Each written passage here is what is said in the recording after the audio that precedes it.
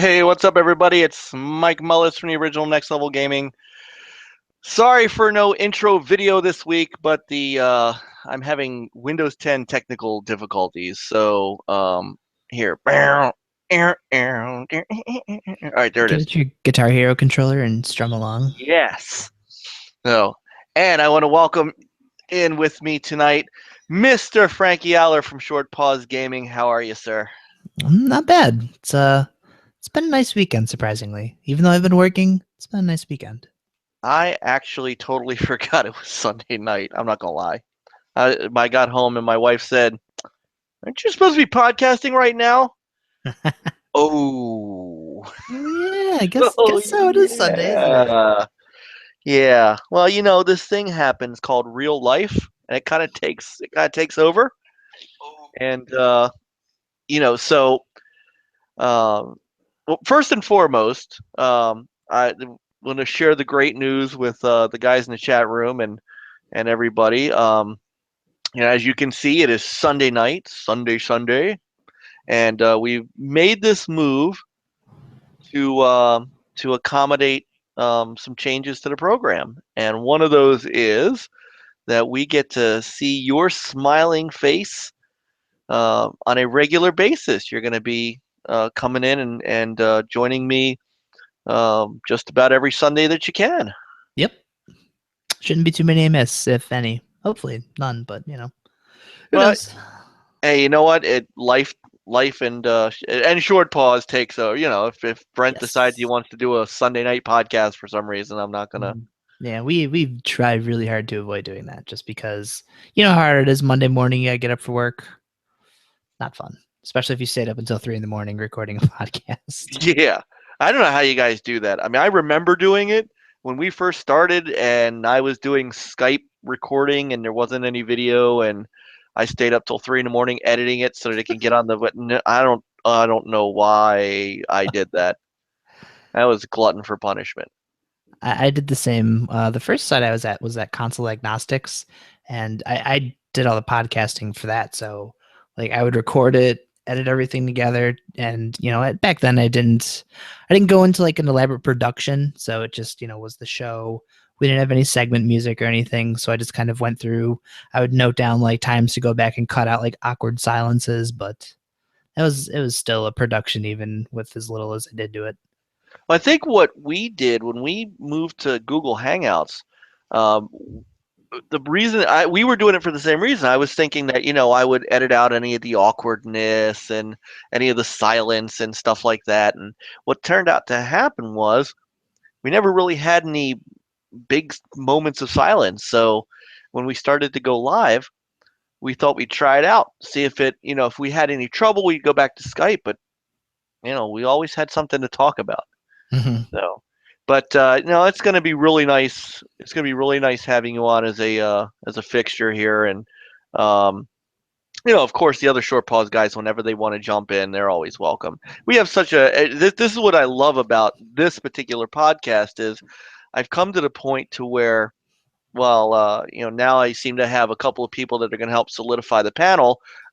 Matt should be back soon. He's unfortunately his laptop uh, kicked out on him, and he had to send it to Lenovo. And yeah, if anybody knows anything about Lenovo, they have some of the worst customer service on the planet. So he's uh he's without a laptop for a couple weeks. So I expect him to be rejoining us soon, and hopefully getting him acclimated to the podcast with us. But um, God, man, it's a pleasure to from the first time you were on with me. We had such a good time. I'm just glad this is a regular thing now. Yeah, me too. That was the best decision ever. Yeah, man, it really was. I appreciate it. And so now the next thing I have to do is I have to move from this nice headset to one of those fancy microphones like you have, so I can look like you. They're fairly cheap. I think this thing is like $50. Yeah, that's a nice mic too. Yeah. Crystal clear sound and all that. Yeah. Can you So even is it filtering out the fireworks? Can you hear the fireworks? cannot hear the fireworks. They're shooting them off out here too. So listen to the chat room. We've already got a bunch of people in there. We thank you guys so much. Just as I want to really quick just make sure everybody understands that you know, quite honestly, I know we didn't. We had our big. Uh, we had our big E3 blowout 4 hour super cast right after E3, and then we missed a little bit of time, and quite simply, it was you know video games are wonderful. You and I spend a lot of time playing them, and everybody in the chat room spends a lot of time playing them. Um, However, for us, it's not our complete total life. We have jobs and families and work and things like that, and the last couple weeks has just been really, really busy. And so it hasn't been because you know I'm folding up NLG or anything's going on. There's nothing that's it's just quite honestly, last weekend I was just exhausted. And Mhm. to try to get up and do a podcast on a Friday night, especially knowing that I had, band gigs and all kinds of stuff going on, before and after and that kind of stuff, there was just no way. So that may happen from time to time. I think Sunday nights are going to make it a little easier for everybody because, of course, you can make it. Um, Friday night's a good gaming night too, and I always felt like while we had more people that might listen on a Friday night, we were probably keeping people from gaming too, and us included. You Oh know, yeah. sad we don't have to work Saturday, so why not get some gaming in? And then Sunday night we'll come here and talk. And maybe what we'll do is we'll try to keep it so that we're not keeping people on for 3 hours. They have to work too, Yeah. and maybe it'll Maybe help us keep a nice, concise podcast for everybody. I'll try. If we keep it short, maybe we can get in that sound. What is it? SoundCloud? That Oh, that's SoundCloud started. true. Get Yeah. another place for us to distribute the podcast. Yeah. Yeah. So, you know, even though I was like, oh man, it's Sunday night, we should do this. There isn't a ton going on right now. Um, you know, if you get past everybody arguing over these new consoles that are coming, um, there's not a lot that's actually happening in the world of gaming right now. There's some game announcements that we could talk about, and some things that are. You were taking a look at that summer sale that's going on with that's going to happen starting July 5th with Microsoft. Mhm. There has been a report out of Japan that Sony is going to also unveil a slim model PS4 at Tokyo Game Show and kind of talk about that a little bit. Actually, here's something I can get your opinion on. And it's a shame that Bender's not here tonight with us because I know I would love to get his opinion. The entire the entire world of gaming right now has been all about Scorpio and Neo, right? Everything has been Sony's new console, Microsoft's new console, and the Slim. And we've been arguing and fighting over which the power aspect and whether or not these are too early to talk about whether or not one's going to be 4K versus and all this stuff. And something that no one has discussed and no one has really brought up is in this fight between Microsoft and Sony, where in the world is this leaving Nintendo? I've been wanting to ask this for weeks. What happens with Nintendo now? Because they're the Neo and the Scorpio and the Slim and the Neo, the Scorpio, and the Santa Maria, as I like to call it, they literally have sucked the air out of out of the room when it comes to what Nintendo and the NX and all that's doing. I And I know Reggie's been out there saying, we're not about power, we're about the games. And I mean, for me, as someone who would play Nintendo games, not, to see like a Grand Theft Auto looking Mario game, you need that cartoony aspect to gaming. And that's what Nintendo has always been. That kind of kid friendly, like, hey, here's video games, play these, they're fun. That, without the over the top violence of like your Grand Theft Auto and Call of Duty. That's what Nintendo's always been for me. So, I mean, I'm not sure what to expect from the NX. We haven't heard. Everything we hear about this thing seems to like contradict other things that we've heard about it. So I don't listen to rumors anymore. I don't take any of them seriously because it just seems like a bunch of people trying to one up each other in their insider knowledge. So I don't know, Well, but I know I'm excited because they're talking. This is going to be about the games, and the Wii U has a very lackluster library, man. it's got Zelda now, though. Yeah, but the NX loves Zelda. Well, right, but so here's, I guess what my point is, Zelda on the NX is all we know about it. That's the one and only thing we know about the Nintendo NX right now is that it's going to launch with Zelda. Just Dance 2017. Oh, I'm sorry, and Just Dance 2017. The only Yeah, see, you and I did actually watch the Ubisoft press conference. The only mention of the NX at E3 was the Ubisoft press conference. That honestly was. And so, and I guess my point is, I mean, yeah, there are hardcore Nintendo people that may be excited for it, but when you are talking about trying to compete now in a market where you have basically the two other companies that are bringing out new hardware and they're talking about all the things that go along with it, and Nintendo's not talking about it at all. At some point you start to think, what's really going on? Now, I do want to bring this up because I read this the other day. Somebody had put out there that there was an interview with Miyamoto, and he said they would have shown the NXT3, but they were worried that people would imitate their console if they released the info too early. And I see you laughing. Seems a little too late now. It's like, well, you get these new consoles that are going to be pushing more powerful boxes. We have no idea what yours is going to be. What's there to copy? Right. Believe me, I don't think anybody wants to copy the Wii U or the Wii at this point. I hope not. Many have tried and all have failed. Nobody is bringing another waggle controller camera. We have seen the death of cameras and waggle controllers, I believe. I hope. No, I don't. I'm still. Really, love waggling. I love my. No, I don't. The waggle. No, but you know how I feel about Kinect. I will always be angry over that. But that's just me. That's just me, Mister out in left field old guy. The guy who's going to need that adapter when you buy your Slim. So I'm not getting the Slim though. No. Number one, because it's sold out and I can't get one. Figures. That didn't take long. But I do think it's funny. He's not here to defend himself, so I'm not.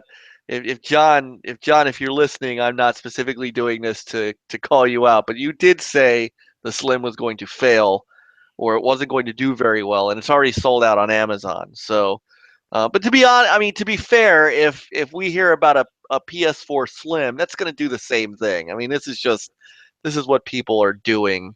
You know, they want those the new stuff. I'm not.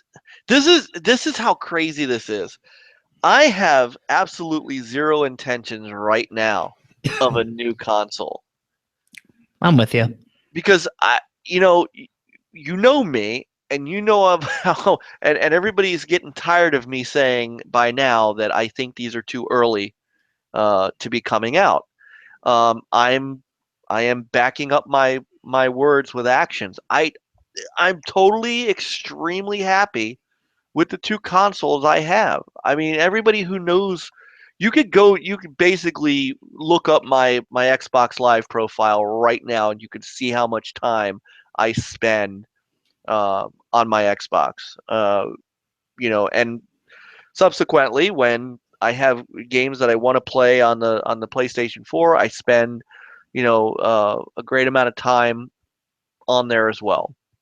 But it seems like it's easier to track time on the Xbox. Like you can see how long you play a game. Yeah, I really love that. I just now started playing a lot because I'm kind of trying to I have stuff on the PlayStation 4, but that's the one where Jen feels more comfortable playing. So I've been, acquiring stuff on the Xbox digitally, and I do like that every game you go into, it tracks how long you've been playing. So I've been liking that because a lot of the reviews I do, I try to keep like some kind of time frame so that I can say, oh yeah, it took me about 7-8 hours to beat this game, but on the Xbox, you have that exact amount of time you've been playing that game, and that's very helpful. Yeah. Well, and so you could go on and you can see, but you could also, I like how you could also see recently played and things like that. You know, I've been, I got to tell you, and some of the guys in the chat room, Nathan and Peter, um, and who else have been, uh, Joseph, Western Drake, Anchorman, um, those guys. I mean, and I want to get you. I'd love to get you in on these once you start getting some of these games as well. I've got a core group of guys now that we're just gaming all the time.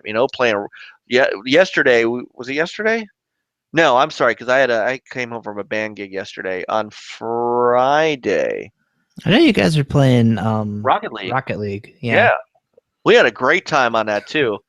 It's on our Twitch. It's on our Twitch channel. I was gonna edit some stuff and bring it because I got my ass kicked because Western Drake. So if he's listening or when he listens, Western Drake 20. I think that's his gamer tag. When it comes to Rocket League, the man's the truth. he so that's like we just got obliterated. I wasn't on his team at all, and I lost a lot. Peter will tell you. Peter was on his team. Peter got to Peter Peter got to be the recipient of um kicking my ass. So Nice. Yeah, I saw you guys on there, but I've been playing Hawk, and that's one we that got to do that. And if it wasn't for yes. the podcast, we should have done that. And in fact, I think after because this really is going to be kind of a short podcast because there really isn't a lot to talk about. Mhm. We should try to play some Hawken real quick. I've got it. I I preloaded it. Preloaded, free to I play preloaded game. a free to play game. Welcome I to the next generation of I am gaming. that guy. I am that guy. Yeah, I got a So couple people on Twitter who've really gotten into it, and it's been really cool to watch. But yeah, and that's a Nathan. cool game. So Nathan Fisher's in the chat room. I'm pointing. See, you can see it. See me pointing in the chat room. He's in the chat room now. Natty Redgals, and him and I are in a crew on the crew. Uh huh. So you have the crew now, I do. and I think Peter has the crew. And Peter and I have been playing a lot of Horizon, Horizon 2. We were going through Storm Island and getting some of the bucket list, co-op bucket list stuff. But I would be uh, glad to switch over and get some crew in because the crew is honestly a better game than it got credit for.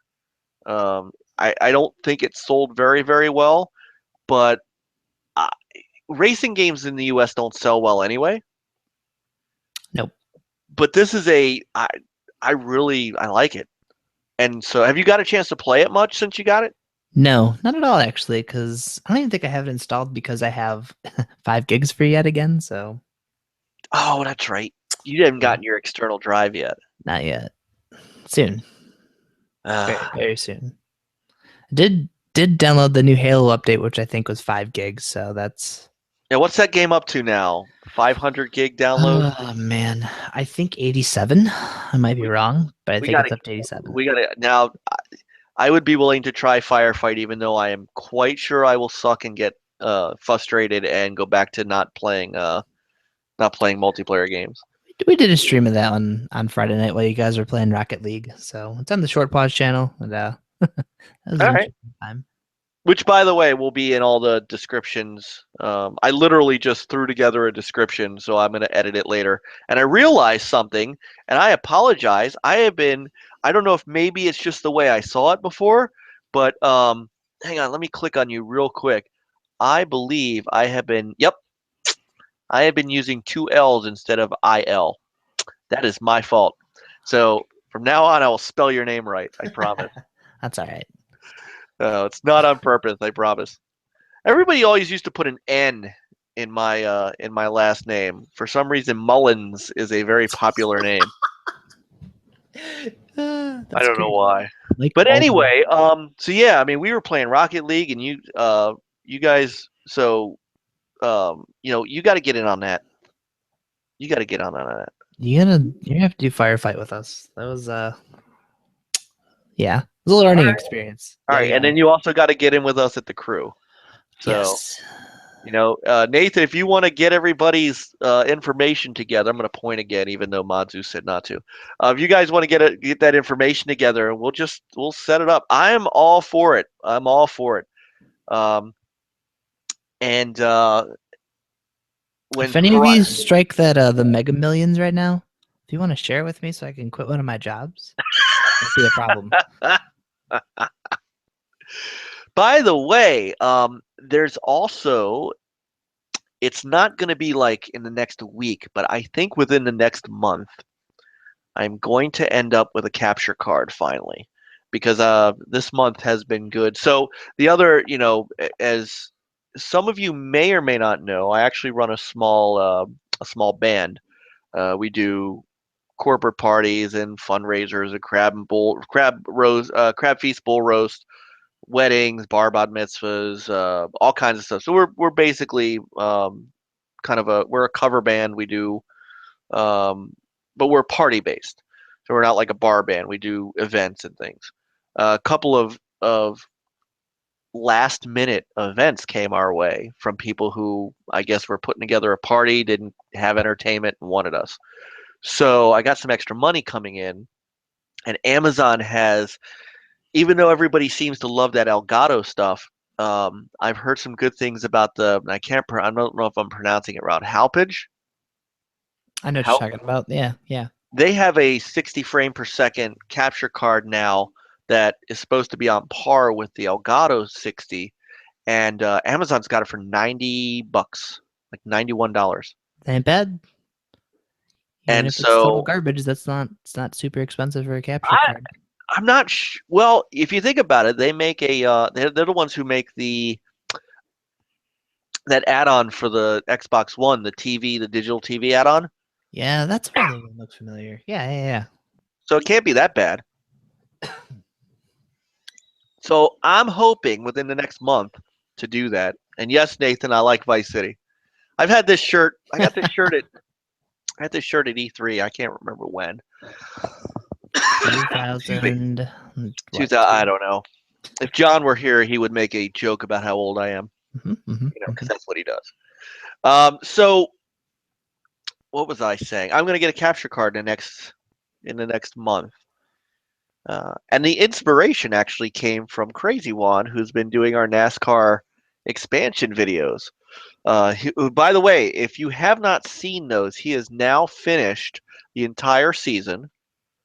They're all up in a playlist on the NLG channel, and he did two bonus videos for us, replays of the Laguna Seca race he did. I think it was midway through that season, and then the final race at the Nürburgring. That I think it's like an 18-minute replay video. But I had a lot of fun with that because I'm not monetizing those two videos, and so because of that, I decided to put some cool music background to it, so you're not just listening to the engines. And I'd be interested. You'll know the first video music very well if you ever play Daytona USA in the arcade. Uh-huh. But I would be interested to see if anybody picks up on some of the music that I used in the second video, in the Bergering video, because they're all from racing games from retro consoles. So I'd be interested in Sweet. that. And one of them, they're two. The first two are very obscure games that I'm not sure many people know about. And the third one, of course, is a very popular, one that everybody should know. So, Man, I um, hope it's cruising. yeah. And speaking of which, Nathan just brought it up in the chat room. Um, since the Windows 10 update for the anniversary update is coming out for Windows PC and Xbox One in August. I think August 2nd. I think it's finally coming. We're finally going to get our background music.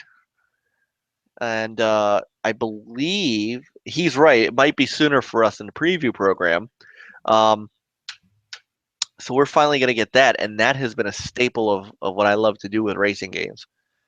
Especially like with the crew, man. I'm gonna make all kinds of great playlists for when we're on the crew. That's what I did in Need for Speed. Like that was one of the things I loved was having custom playlists. Custom soundtracks was a thing on the Xbox 360 I loved so much. Oh yeah, especially for me because I had a Zune back then, so you could just plug that Oh, thing you had a in. Zune. Yeah, I was always against getting like an Apple anything, so like the Zune sounded right up my alley. It was user friendly. It had Hexic on it. I love Hexic, so yeah, I missed that thing. Like dropped Man, it at work. It fell through the catwalk and tumbled down to the ground. I'm pretty sure. I'm pretty sure that could have been on purpose. No, You really liked it? I You were love that thing. one of 100 people that bought one. I actually had two because I bought one of the touch ones too. I didn't like the touch one, so I ended up selling that and I went back and like tracked down one of those old bulky ones. It's those things that it could take a beating and just couldn't survive falling off of a 30-foot high pick. So Yeah, I always wanted one, but then a standard MP3 player always did me fairly well. I just wanted something like, because now I just have everything on my phone because I don't want to have two devices.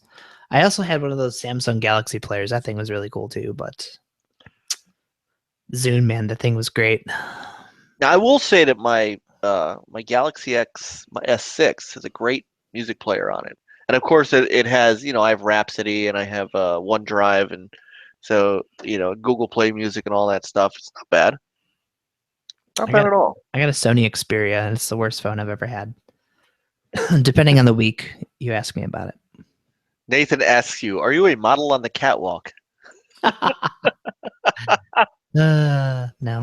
How many people? We make that joke all the time, so Gotcha. I'm used to hearing it. I'm surprised anybody. Surprised anybody. I don't know if anybody else is gonna pick up on that. Probably not. So, all right. So Nintendo.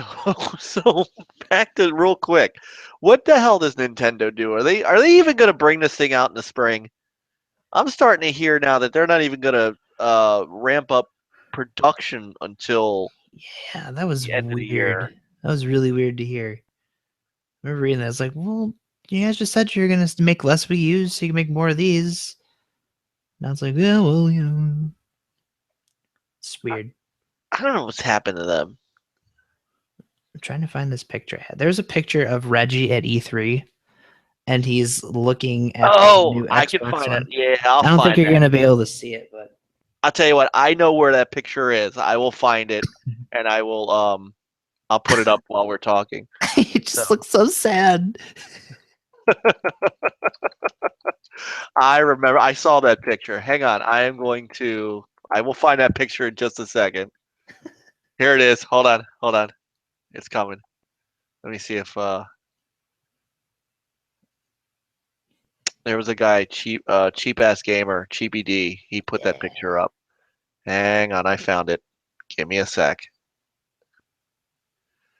That was that was funny.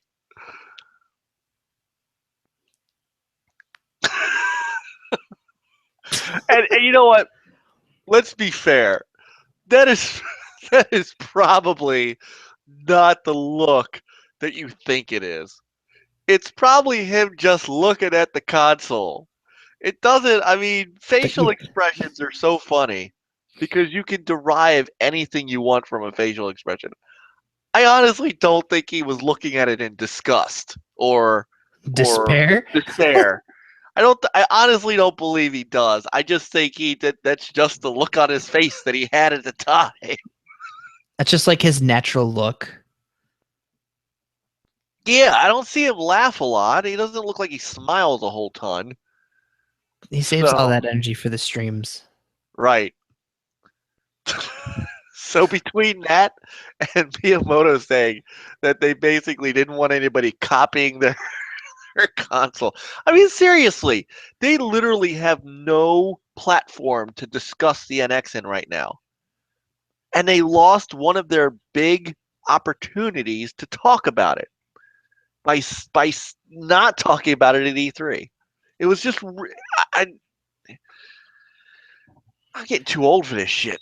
I'm still baffled by this, and like I don't know about you, but like sitting back and looking at everything from E3, it just felt really, I don't know, underwhelming. Is that the word I want to use? Probably.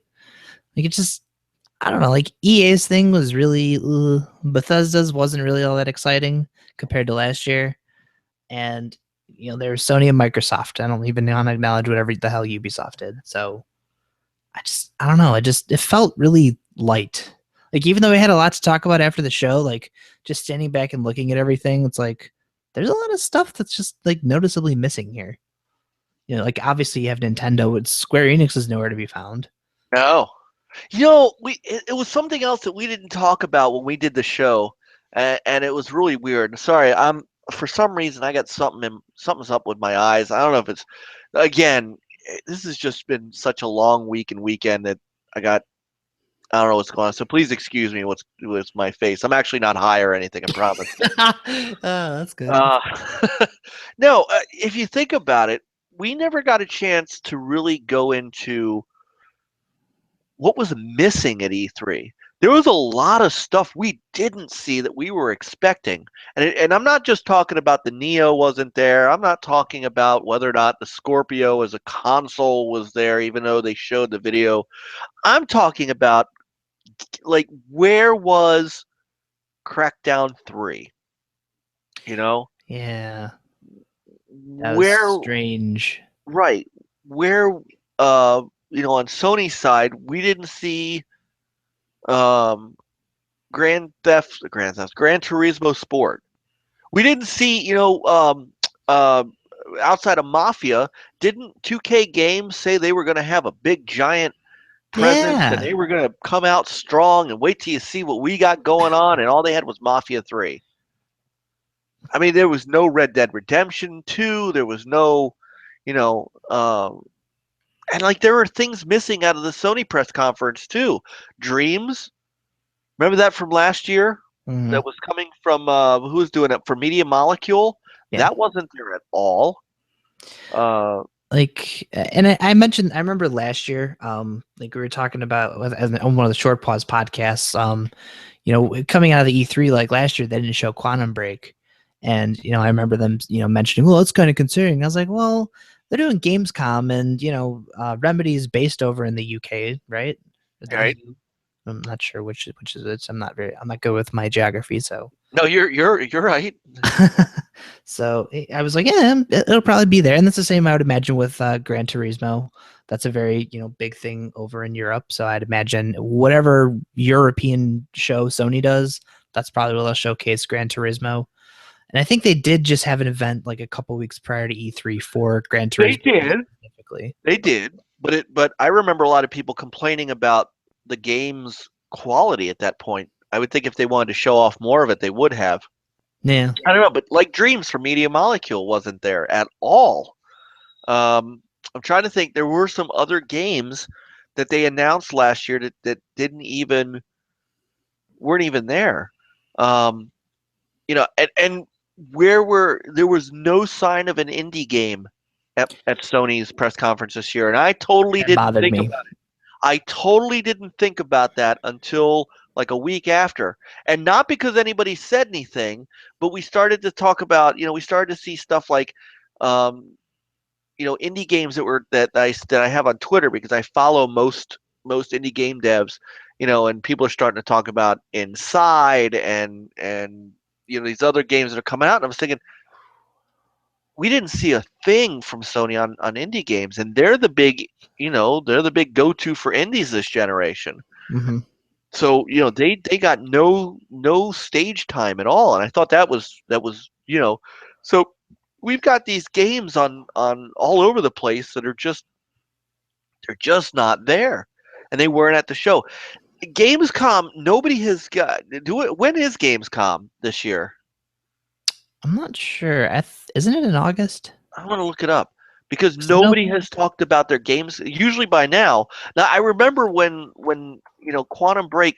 If you remember correctly, it was Sam Lake that came out and did a video right before E3 yes, as to why they wouldn't be at E3. yeah, Crackdown, there was no announcement at all. It just didn't show. It was just not there. yeah. And this was a game that we're supposed to be either getting a beta or something like this summer. Right. We were So supposed to get the multiplayer side, yeah, like cloud and that all that should stuff. be out. Like, why wouldn't you have that at your show? Uh, It's just like that's a well, real glaring they also omission. delayed it. Yeah, but again, there was like no official word on it until people were like, "Hey, what the hell?" They're like, "Oh yeah, by the way, delayed." Yeah. Right. And by the way, Windows 10. And can we get away from this? Tell me how you feel about this. If I hear one more time, well, now that Microsoft's put everything else out on Windows 10, I don't have a reason to buy a console anymore. I'm just going to buy a beefed up PC. can, can, how do you feel about it? Like, in my opinion, I just think it's people being stupid. If you're a console gamer, you're a console gamer. Right. Does it make sense to be like, well, I could go and spend 5 times as much as just buying the console just to play the same games? Like, do you want to play Quantum Break on PC? Probably not. That game didn't really work very well. I'm like, Well, it's not just that. It's that you're giving up so much more stuff. It's like people ask, well, why would I want to buy? Why would you? Everybody's asking. Well, not everybody, but certain people. Well, what's the reason for buying an Xbox One now? And I would ask, well, what's the reason for buying a PC? I mean, seriously, it's the same thing. If you want to PC game and you want to be in that part of the ecosystem, more power to you. There is a segment of people that will buy PC games over console games, but they've already invested in a big PC and they don't play a lot of console games anyway. They might have a PS4 and a PC and an Xbox One and they use the consoles for exclusives. So I could see where you lose the exclusive side of that. But the amount of people who are in that demographic are it's not big. I still think if it's 5%, that's a lot. You'd be surprised how many people out there actually are just like, well, what am I ever going to do with a PC version of the game? I don't play on PC. Like, can I Right, play this on PlayStation? No. Okay, well, why would I want to spend all this money on a PC when the Xbox is $299? right, Like, and this is like the logic that a lot of people have. Like, why do I care if there's a PC version? What am I supposed to do with this? Like, I guess a lot of people too. Like, I know some of the PlayStation stuff is, they have that cross buy. You got it on PS3, Vita, and PS4. Those are all like specific gaming devices.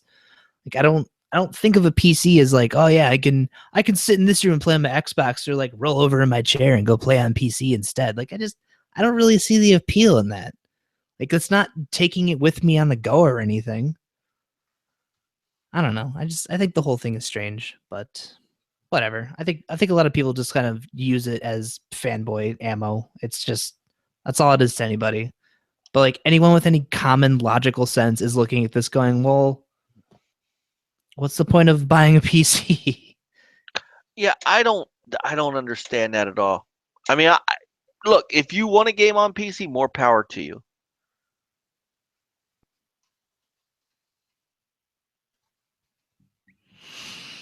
I don't know. It's depressing. I don't understand it. It's the whole console war thing anymore. Just I just try. I don't even go on Twitter as much as I used to because I'm tired of it. Like, you're trying to make an argument out of something that doesn't make any sense. Like, you guys are arguing about consoles. Now you're gonna try and use this to bring in PC. Like, Street Fighter 5 is on PC. This happens to both of them. No Man's Sky is gonna be on PC. Like, Right. this isn't like a new thing. Like, games are gonna go to the PC. If they're third party, why not try and make more money on it? If there's PC gamers who don't like console games, this is be more for them than anyone else. Well, and that's the thing. So I don't have an incentive to buy a PC either. I mean, Okay. I've got a PC. I've got a PC upstairs that probably can run all this stuff, but I'm not sitting upstairs. I, I've got a nice 72-inch television down here. I'm not hooking a PC up to it either.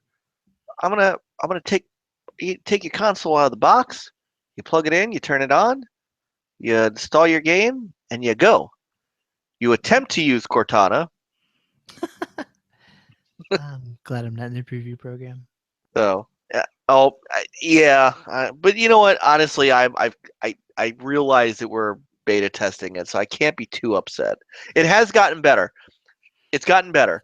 I now she's faster on the draw, and I actually have been able to use Cortana to get people into a party and start broadcasting and stuff like that. It's gotten better. There's still some things that they need to seriously tweak before this is ready for a prime time. But Oh, I think I do hear there's some people that are still grousing. They want the Xbox commands back. I don't think you're getting them. I think you're stuck with Cortana from here on out. I I hope don't. they get it all squared away though by August. I'm just gonna say I think adding Cortana was a really cool idea. It's I just like a agree. unique thing to like the Xbox ecosystem. Like iPhone has Siri, Xbox has Cortana. I Yeah, think that's really cool. yeah. I don't disagree with that. I just I think I think too, is it? Do you have to just address it like say, "Hey Cortana, Xbox on" or something like that now? Like, do you use her to turn the Xbox on? Do you yes, know? yes. So does it kind of do away with that Xbox on command? It does. Well, no. So you still use that, but before that you say, "Hey Cortana." So what happens is if the Xbox is off, the now I use Connect. And hang on one second. I'm sorry. I don't mean to be distracted. There's a gentleman in the chat room who I just had to put on timeout. Um, you can't. Sorry, you uh, can't bring that stuff into our chat room.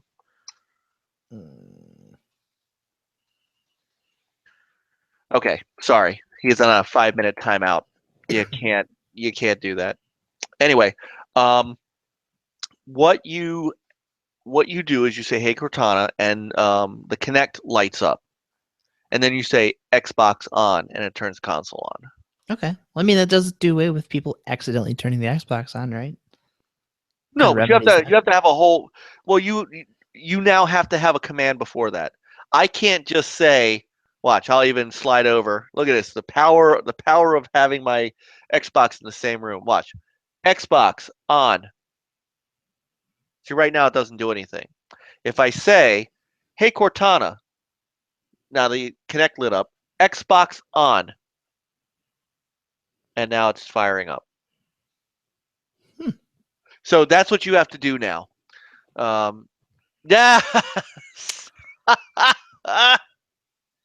I just turned on Nathan's Xbox. I'm sorry, brother. I just turned on Nathan's Xbox.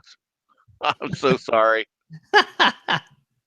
So that's what you have to do though. You have to have that second command. It also saves people from I don't know if you saw all those videos when the Xbox was released of people that were trolling on Call of Duty and stuff, and their gamer tag was Xbox uh, something or other, like Yeah, Xbox, Xbox off. right. One was Xbox Go Home or Xbox, something like that. And so somebody would say, "Hey, Xbox Home, get out of the way," and then they go, "Oh crap! Oh, damn it!" And you'd hear it was so funny. So I think this also will limit. To be honest, I understand people want the Xbox commands to come back, but how many times are you in a party chat? I mean, think about this logistically, and if you really step back and think about it, how many times are you in a party chat and you're saying, "Yeah, well, this is coming out for the Xbox next week," and all of a sudden your game freezes because it says, Xbox is waiting for your command, and so then you get shot. I mean, to be honest, it happened to me more often than not, and that does save that. So it is there. It has some use. Now, I totally agree that it's got to have it needs some work before it's ready for general consumption. You can now do a lot better with recording game clips, but recording screenshots not quite as quick. So they got to figure that out. But I'm willing. I've been putting posts in the forum, so I'm willing to continue to help shape that thing. Cool. Yeah, I don't know. I know. I think Brent's in the preview program, but he hasn't mentioned anything about it. So I think he just got his Xbox. he's had one forever. Bender just got his Oh, Xbox. Bender did. I'm sorry. Brent's had it. That's right. Yeah, Brent and I've for the longest time we were the only two on the site who had one. Just because like Ben can't even sit down. He bought a PS4 because he's dying to play Infamous Second Son. We're on him about this all the time, but he still hasn't played that game. It isn't even because like he's worried about it. It's just because he is so damn busy editing our garbage articles. He just doesn't have time to play a lot of What? stuff. So Why would you say that? that's just what it is. Love your stuff. Well, I appreciate it. I love the show part. Why do guys? It's just our running joke on the inside Oh, okay. to make it seem like he's really busy not playing Infamous Second Son. Well, because he's too busy playing Overwatch with us. Actually, we haven't played since that day we made that video. I know. See, I know we had that discussion about Battleborn versus Overwatch. Yes, I said that on purpose like that. Good. Proud of you. I love how your phone just turns that into Battleborn. I love it. I don't even figure it does bring up Battleborn as a regular option now, but after it already fixes it to Battleborn, I'm like, nope. No, you are now Battleborn from here out. So, but he wants you to play Overwatch. You realize this? Oh, I know. I did finally install it on the PS4 because he has it on both, and I haven't gotten around to buying it on Xbox yet. Hey, we can't all get it for free. I know. I know. Thank you, Dob Cupcake.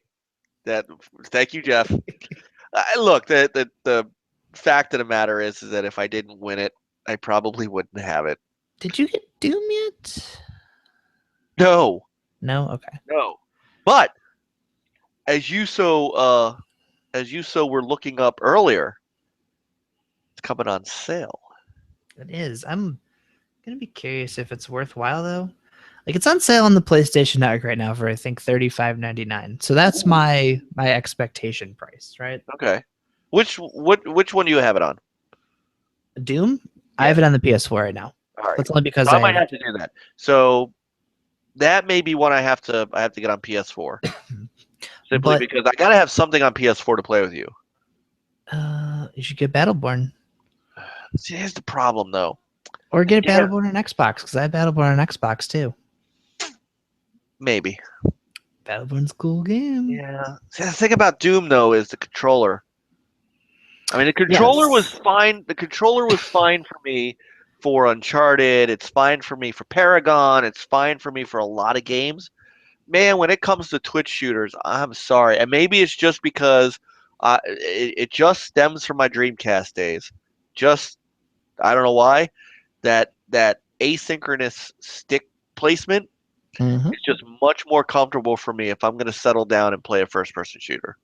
That's fair. It has nothing to do with PS4 versus Xbox. It simply comes down to the controller. Damn you, Dreamcast. And that's without even having hush your blasphemous mouth.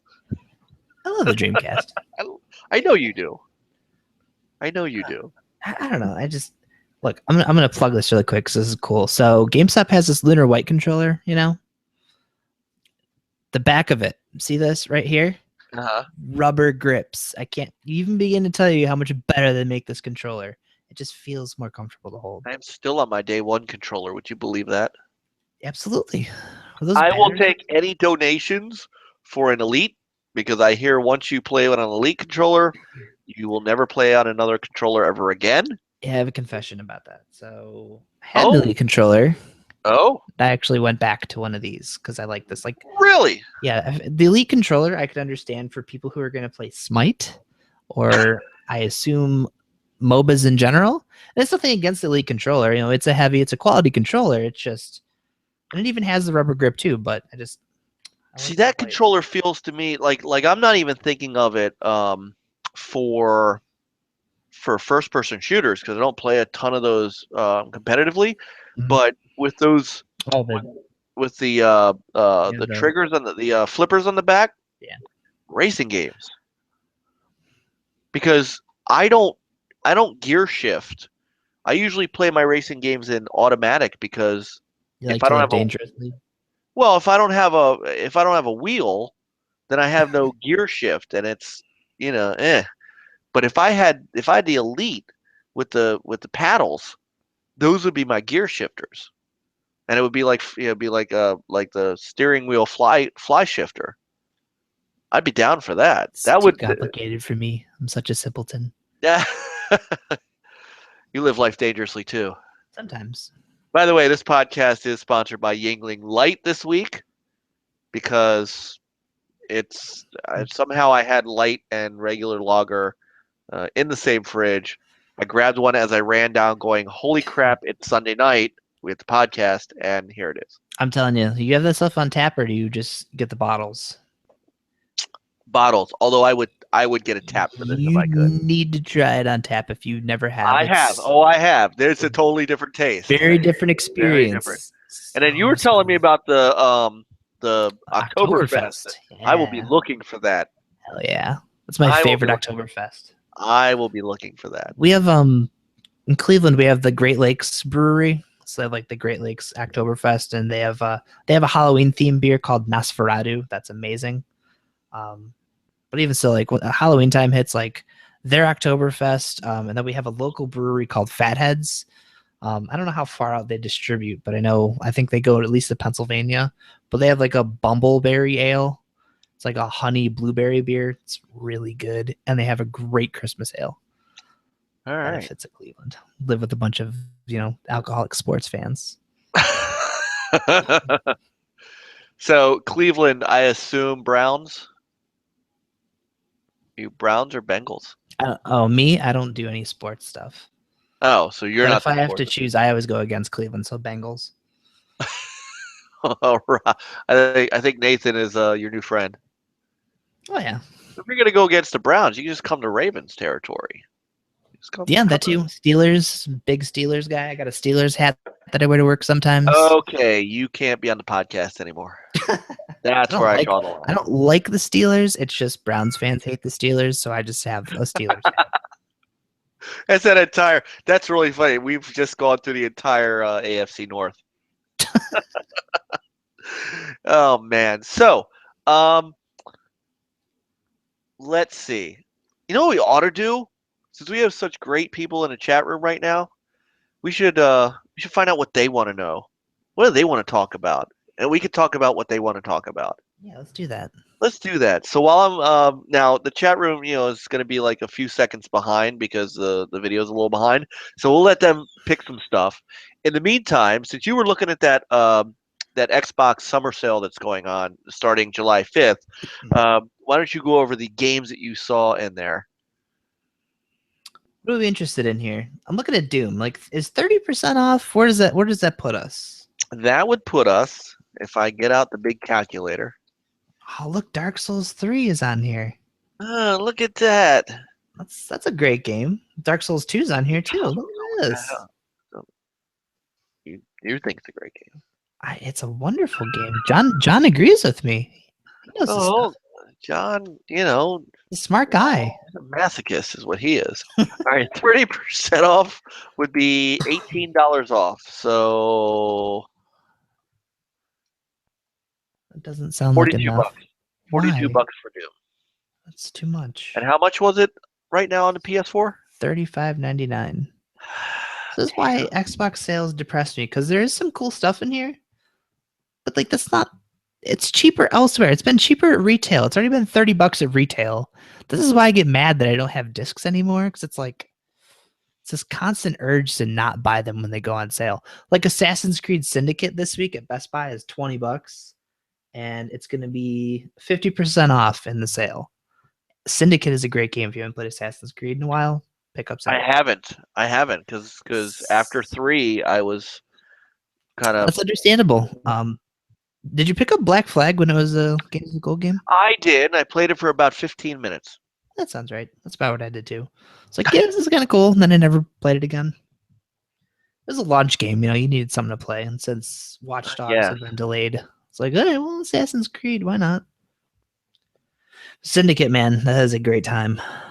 All right, and I've heard that it's good, but Assassin's. My backlog is so huge. There are games Story of my life. Games I've got that I haven't even touched. I just started Blues and Bullets episode 2. Uh-huh. How far are you? How far am I? First shootout. Past the first shootout. There's a lot of shootouts in this episode. This is a very action-heavy episode. Do you like the shooting in that game? I think it's serviceable. It's serviceable. It's not great. Yeah. It's not great. I was kind of bummed because the first episode's really heavy on the detective work, which is I think that's just fun. Not a whole lot of it in episode 2. Yeah. We'll have to wait until next year when it just appears on the Xbox Marketplace so that anyone right, episode 3. Yeah. Well, it could already be out. What do we know? And I made the mistake of trying to stream the first part of it. And again, this is why I didn't podcast last week. I cannot confirm nor deny that I may have dozed off in the middle of the stream. I may have, because I don't know why. I feel like I was playing it and I was in the middle of a conversation where I was trying to converse with somebody. And I feel like all of a sudden I went, and I was in the middle of a conversation. I didn't have any idea what was going on. So I may actually have to start over so I can figure out what the hell I was doing. Okay, but yeah. that could be a first that I have ever fallen asleep in the middle of playing a game and streaming it. I don't think I've fallen asleep on a stream, but I've fallen asleep playing Destiny a couple times. I have fallen asleep playing Diablo 3. Was it because it was boring? Because I fell asleep in Destiny because I was bored. Well, yeah. Once you start getting into the grind, and it's 12:30 at night, and you get 4 hours of sleep every day. Yeah, I'm with you. That sounds like me. So I may have fallen asleep during Blues and Bullets, not because I don't like it. So I don't want to give anybody the idea that I was bored. I may have been too tired. Ooh, Rise is going to be 67% off. That's a legendary edition of the season. People have got to play Rise. Rise is a cool game. I'm probably going to pick that back up because I kind of want to play it again. Yeah, it's a short game, so I could do it again. I got it. It was gifted to me, and so I'm all about playing that again. Trackmania Turbo is also on here for 50% off, so that's like $20, right? Yeah, that may be one. I go ahead and pick up. That one. And by the way, guys, bring the questions in. I am looking at the chat room. We will answer questions as we go. I think that's what this is going to be the community podcast. We're going to answer questions. Yeah, Trackmania. So I played the demo or the beta. Did you get into the beta? Yes. I actually was more impressed with it than I thought I would be. Mm-hmm. Not for the racing aspect, but just building the tracks. See, I didn't try any of that. I was just going through all the different events and checking out all the different tracks, which there's a nice variety in that game. I know. I was building tracks, and I was like, I got some pretty good stuff. So, $20 for Trackmania actually might be worth that might be worth a go.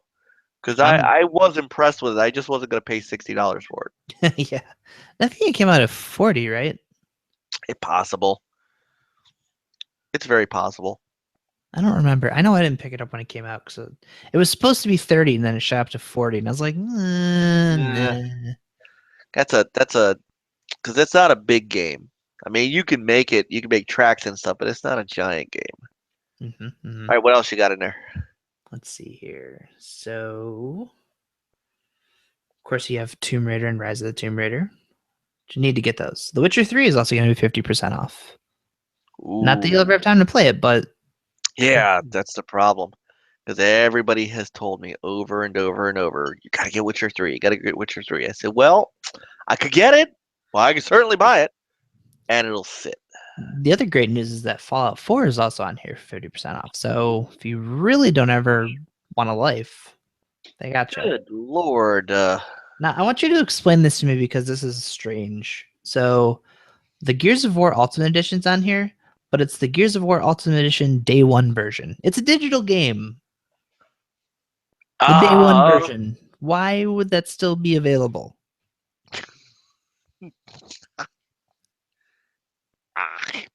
I- that sounds right. yeah. Just Cause 3 for 60% off. Ooh. Say I'd recommend that, but whatever. Of course, you have Metro and Saints Row in here. Shadow of Mordor is in here. 50% off for the Okay. Game of the Year edition. Hey, Metro, is that for the bundle? They're all on here. The bundle will be 75% off, Okay, and each folks, game is 75% off. Metro, both of those games that actually exceeded my expectations. I had gotten them on sale too, and I was like, all right, But I'm a single player guy, so the fact that these were single player focused, oriented, first person games, I was like, all right, I'll give it a try. I enjoyed both of them.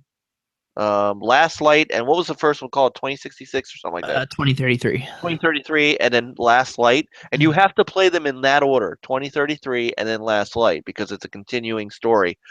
I was impressed with the game. If it's 75% off for the bundle, get it. Get it. I'll endorse that. Yeah, same here. I still haven't played 2033 because I didn't have a 360 for the longest time, but I did play Last Light when it came out.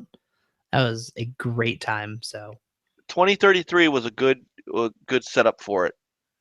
they actually went back into a lot of work. So I guess 2033 on the 360 has just kind of sudden endpoints at chapters, whereas now on the Redux version, it actually flows the way it should. Yes. Yeah, I don't believe there were any loading points or anything like that.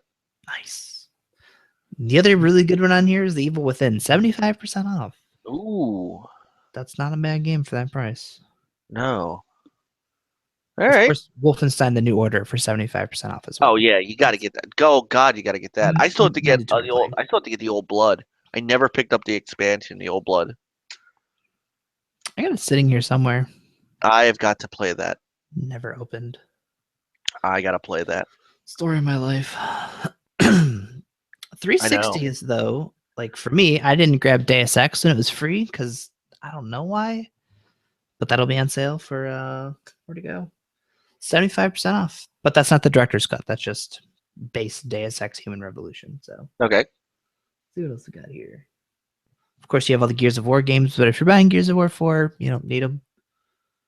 Well, if you want to get caught up to speed, Yeah, but if you buy Gears of War 4, you get all of the games for free. this is true. We Kane do have Lynch. Kane Lynch is on here. Yeah, that should be free. They should pay you to play that game. They should. Kane and Lynch. Kane and Lynch is not a good. Kane and Lynch cost people jobs. Kane and Lynch cost a reviewer his job, if you remember correctly. He's doing fine now. Yes, he is. Well, except that he's bitter and older, and A little he needs bit. to retire. He needs to retire. Didn't like Quantum Break at all, I heard, but He doesn't like a lot of games these days, but yeah. that's all right. That's all right. Mortal Kombat, of course, is on here for 75% off. Worth picking up. Yeah. And Oh, then the sleep. What you said, Sleeping Dogs was 75% off. Yeah, the Was that the on Xbox One? Yes, sir. Definitive I Edition, might, I 75% may off. have to pull the trigger on that one too because I've heard people say that that is better. I got it on Games with Gold with for the Xbox 360, and I kind of played through it, and it was cool, but it was a bit clunky. Uh-huh. I heard that it is much improved on the Xbox One, and so I might have to get in on that. I'm kind of sad because Left 4 Dead 2 is on sale for half off. Not Left 4 Dead 1. But people tell me Left 4 Dead 1's in Left 4 Dead 2. I don't know how accurate that is. It's good, and it's backward compatible That's all that now, matters. Of course, Portal's on here as well. The first Portal, not Portal 2. which you can get in the orange box. Mm-hmm. Mm-hmm. I still have my orange box. Smart man. They need to make that entire thing backwards compatible already. They really do. That's really about it. And they, of course, the Assassin's Creed games are half off. Okay. Except for Rogue. So 1, 2, and Black Flag. All right. Well, it's not bad. not too BioShock, bad. but I mean, you're getting the collection now, like officially. So yeah, in October. yeah. No, wait. September. September, rather. I thought it was October. I'm sorry. So yeah. So what about that? The worst kept. Of course, it's the worst kept secret known to man. The worst kept secret. Everybody knows it was coming. It was weird because, of course, like a BioShock Twitter account had showed up hours before this. Like, hey, you should follow. I was like, oh, I wonder what they're up to. Oh, God, yeah, finally. hey? Yeah, so we'll be getting those finally. No multiplayer for 2. That was another thing that was funny too. Was I guess on PC, they're not remastering Infinite because the existing PC version of Infinite is already up to console standards. I have also heard that if you have the PC versions, that you will get the remastered collection for free. That ain't bad. They're pretty cheap right now too. Yeah. Yeah. So if you never played BioShock, get in there. I still haven't played the first one. I've played 2 and I played through Infinite, but I've never played the first one. I don't even have an excuse or a reason why. I just never did.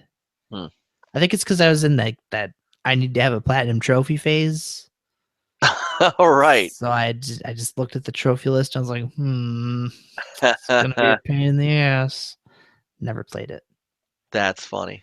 Trophies are the bane of my existence. It's terrible. Well, that's why you got away from them. That's why now I play on Xbox because I don't care. I don't care about achievements. If I get them, that's awesome. If I don't care. I'm having I kind of feel that way too. Which is why my gamer score is only like 58,000. I think I just crossed 10,000 last week. Nice. About that. Come on, man. I'll get you along. Once you get Overwatch. One of these days. Brent and I are gonna keep at you. When my external shows up, that's gonna be the first thing that goes on it. Nice. I have space now. I got rid of my PlayStation 3, so like I have just this extra space now. So I'm gonna move my Xbox up so I can fit more things on that shelf now. Okay. Top one's bigger. I did think about getting a slim, because I won't lie, the white is very appealing to me because I have a white PS4, and it just look nice. How'd you get a white PS4? The Destiny bundle, the first Destiny bundle. Oh, not the cool, not the cool Taken King one, just a plain white PS4. Oh, the first, I forgot. I thought the first one also had the map on it, but that was the Taken King one. Yeah, that was a Taken King one. I wanted one of those badly, but I got like an angry, really angry looking face from Jen when I mentioned getting that. So she might have signed off on the Batman one if I had tried. Batman one was cool. That's the only one that I really want to get. Like it would have been nice if the Uncharted collection was a custom. That would have been cool. I would have liked to have had that, but I'm not super crazy about the Uncharted 4 one. Like I've actually seen it and I think it looks a little tacky. A lot of people said that about the Battlefront one too. Yeah, that was just like lame though. That was let's just make a custom faceplate and we're done. It's just not exciting. True. Like just sell the faceplate. Let people go pre-order the game. Oh, you're buying a PlayStation 4, you get a custom faceplate. No, but nobody did. Come on, nobody did faceplates like the 360. Oh, well, yeah. Oh, wait a minute. There's a. Excuse me, folks. I'm serious, man. This is how crazy my life has been. Let me get this burnt out light bulb out of the way. You can tell that the room's a little darker this evening. I have a blown light bulb.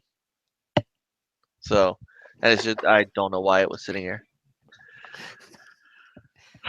This is life. Hey, we got some questions. We actually have people who are asking questions. Hold on, let me scroll up a little bit. Um, somebody asked. Wait. Oh, so you already answered the question, but Peter asks, "Are you happy with the discounts?" I think your answer is no. Some of them Some of could be them are. better. Some could be better. Some are okay. Yeah. I'm really thinking about that sleeping dogs. Mm, Yeah, I might pull the trigger on that too. I might have to do that and the Trackmania.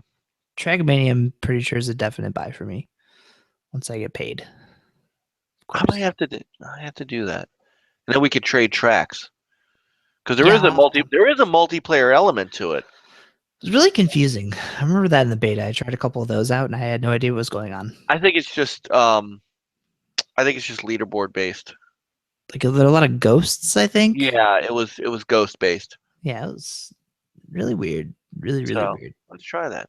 All right, Fastback, our buddy asks, "Are you guys getting We Happy Few?" So We Happy Few, of course, was Compulsion Games uh, title that is coming out console first on Xbox One and then other platforms later.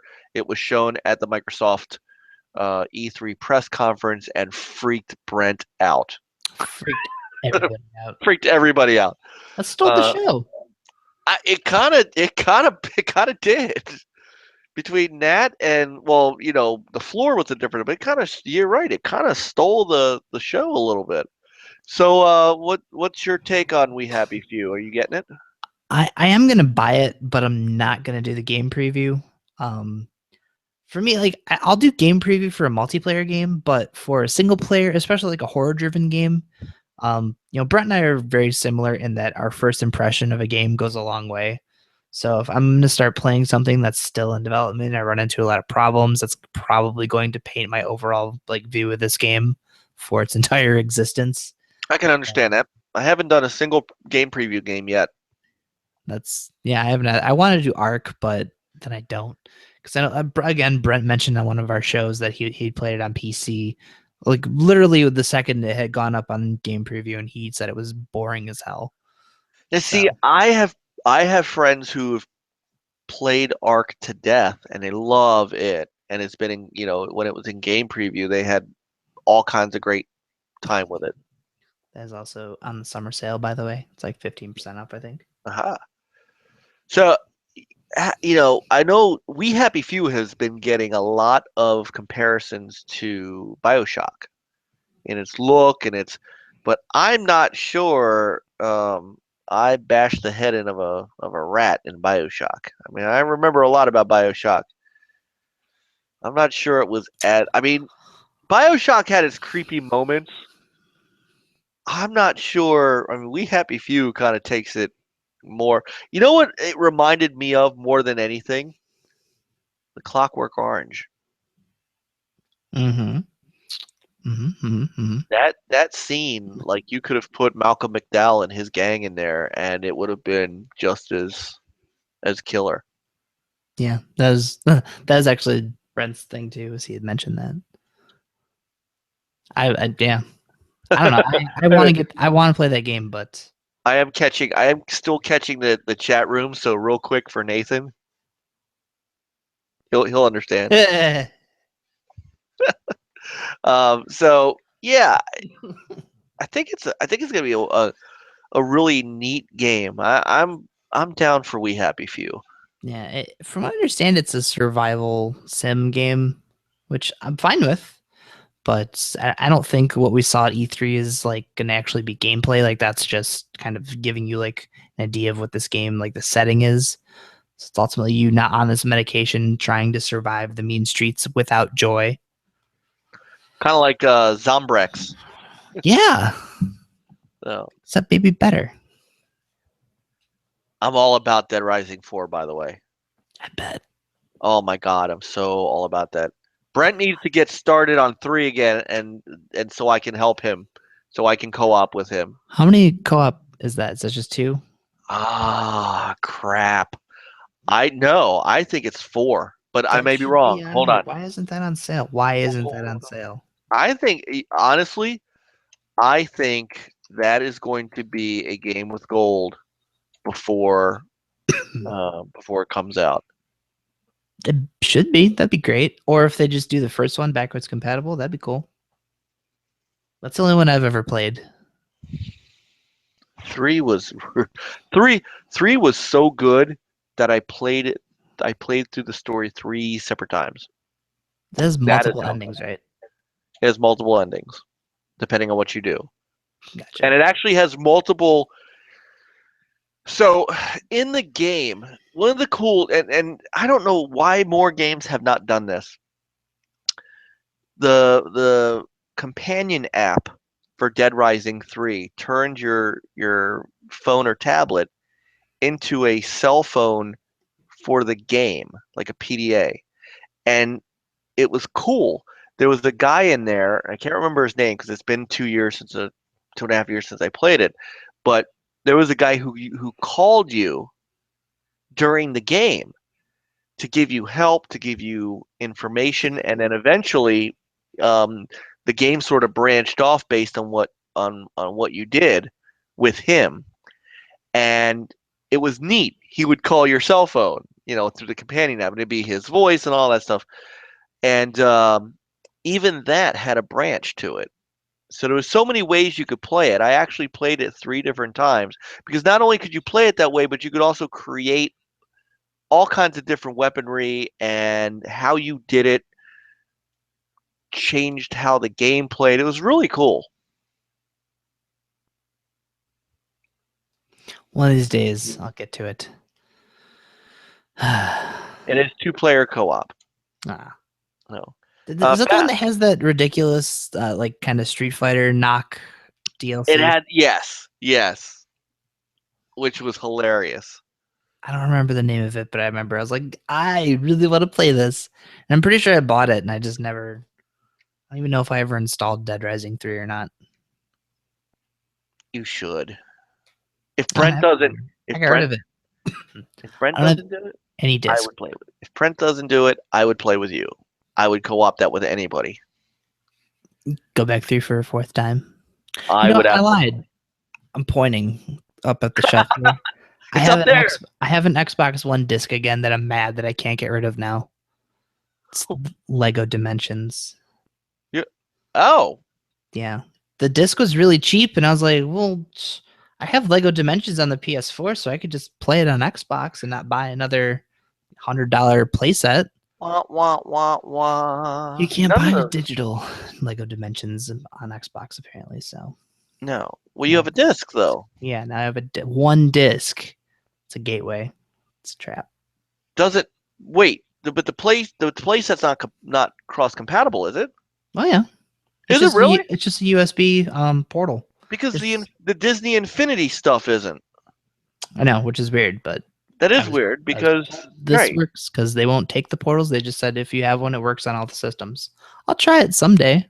All right. I might get my son. I was thinking of doing this. My son has a bunch of expansion packs he hasn't opened yet. He's been dying to stream stuff now because he sees all these streams of Infinity, like videos on Infinity and videos on Roblox and stuff. And he's like, Dad, isn't that what you do? And of course, he did a stream with me for Beach Buggy Racing when I needed a second person. And I only have one headset, but I could get him a cheap headset. And he's been dying to get into this stuff. So maybe NLG Junior. Yeah, maybe some Lego Dimensions. I would do some of it with him so I could, make sure it was do Lego Dimensions. Supervised. Lego Dimensions. I enjoyed that, and to me, Lego Dimensions beats the stuffing out of Infinity. Oh God, yeah. Infinity is basically, my 6-year-old likes Infinity because basically he can be Iron Man and do nothing but just run around and do nothing all day. Whereas Lego Dimensions has a story, like the Telltale Lego stories, Yeah, and it's and they're good. right. It's very good, and it actually has a legitimate end, start and end. So I wouldn't mind doing that. Um, we've got unopened packs that he just hasn't messed with, so that might be Yeah. something we do. I have a whole bin full of those things that I've just been accumulating for when I do finally play it. I'm pretty sure I have most of the level packs and most of the team packs. It's terrible. It's a dark, dark rabbit hole to fall down. Yeah, I know. That's part of the problem. So, by the way, Nathan says he uses his PS4 Gold headset on the Xbox One. I actually do the opposite. I have the Turtle Beach XO4s that I had bought originally for the Xbox One. I use those as well for the PS4. I did not have to buy a new headset. I was very happy with that. I just obtained a new Xbox headset that I got to the first time when we played Firefight the other night. That was the first time I got to use it. So much better. Yeah, I like those XO4s. They're not too bad. Yeah. No. But yeah, Lego Dimensions might be something I stream with the Yeah. boy, and You get you to know, build Legos together. That sounds like a good time. yep. And I'm probably gonna let him loose on some Roblox streams and stuff like that, just to, because I hear that's the secret to getting millions of subscribers. I believe it. I can't believe. I mean, there's this 9-year-old kid, that Jacob watches on YouTube, and the kid, all he does is Roblox, just like, and I'm watching it going, I couldn't watch this for more than 5 minutes. But my son is glued to it, and this kid has 9 million subscribers, and every video has 12 to 15 million views. I mean, I'm like, You're doing it wrong. gotta be kidding. Right. That's what we should do. We should cancel the podcast, you and I, and just create a Minecraft server Yes. and watch the subs come rolling in. Cause that's how it's done. Just run around playing Minecraft. Yeah. I don't understand it. I don't either. I I don't really get don't. it. But it works. And this 9-year-old kid, I don't know how his parents allow him to do that, because he has 12 there's 12 million other kids that watch his stream. It's amazing. It's insane. It is insane. So I'm gonna, but I'm not going to shove my kid on camera so that he can get me subs. He legitimately, he's like, Dad, I want to do this, and he says, don't you do this? And I said, well, yeah, I stream some stuff. He goes, well, can I do this? I don't want him to have his own channel, because I don't want crazy adult strangers, getting to Yeah. him on YouTube. Yeah. So I said, you know what? If you want to do some streaming, I will let you, but I will control it, and we'll do it on Dad's channel. We'll do it on my channel, where I can, keep an eye on the comments, and I can make sure that it's safe. So, we'll do an LG Junior, and I'll let him get his feet wet with it. That should be fun. Yeah, I would watch Lego Dimensions stream. I don't care who's streaming it. I'll watch Lego Dimensions. Cool. Is that on? I can't remember. Is that online multi, or is that just couch co-op? I think it's just couch co-op. Okay. All right. So I know we'll you have to build everything though, so you could have him playing and you sitting there putting all the Legos together. It'd be pretty funny. He's already got most of them put together. I should do that. We'd have to start to, and it's under his account. So if we played it under mine, we'd have to start over, which would be fine. Yeah, you don't got to build everything again because I think you get in-game tutorials. Yeah. In-game instructions yeah. on building everything. Oh yeah. Can't believe we're talking about Lego Dimensions. I love Lego Dimensions. I was talking because there's a they announced more packs. Yes, they did. While this is now, how funny is this? While Disney basically folded up shop, Lego Dimensions is like, no problem. Here's more coming. Yeah. So they have like Adventure Time has a level pack coming out. You know, got some team packs for that too. Jen's a big Adventure Time person, so I can get her to play that easily. Yep, they've got they're gonna milk the new Ghostbusters. So the new Ghostbusters movie pack will be out. That's already out. Is it out? It's not It's not the new movie. It comes with a Peter Well, no. Venkman. You're right. No, that one's out, but they're making one based on the new movie too. That sounds just terrible. Yeah, like the You're movie. right. I remember seeing this now. I wish I hadn't. By the way, I'm looking you dead in the camera. Not you, Frankie. You. You know who you are. You created that unbelievably crappy remix of the original song for the movie. You should be ashamed of yourself. Both of you. Both of you. Whoever you two were that decided to take a classic, awesome movie theme song and turn it into the garbage that I heard. You. You're lucky I'm giving you this finger. I had a Facebook status about this that I feel like I should read because it was the best. That song completely ruined my day when I heard it. That's an understatement. Like, this thing is just a travesty. All right? I even played it for Jen. Like, I suffered through this thing twice because Jen came home and I was like, "So, you're familiar with Ghostbusters, right?" "Oh, yeah, a little bit." It's like, "You know the theme song?" She's like, "Oh, yeah, yeah." It's like, "All right, just listen to this." I ended up turning it off because even she was like, I'm not a big Ghostbusters fan, but wow, garbage." Well, the apparently, if you don't, God, I hate even bringing this up, but apparently, if you don't like the new movie, it's simply because you're a misogynist, right? That's that's the going meme. Is that the only reason you don't like the new movie is because it's got female Ghostbusters? And look, there's an element to that for me because it's like when they changed Arthur to Russell Brand and made the butler a female. Stop messing with things. You know, just stop.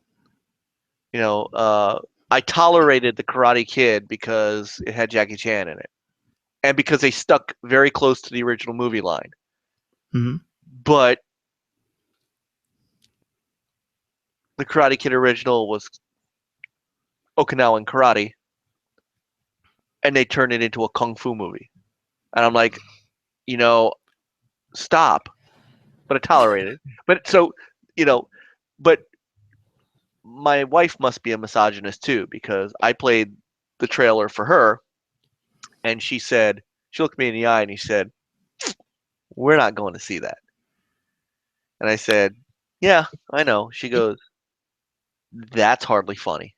it just There was nothing fun. There's nothing funny about the movie. And let me tell you something. I don't care if they're female Ghostbusters. You don't put gloves on with the streaming things and punch ghosts. I don't yeah. care. What the I don't. hell? I don't. You are no, no. I don't know what drugs they've put into Dan Aykroyd that made him look at the camera and go, "I endorse this movie." Dan, it's okay.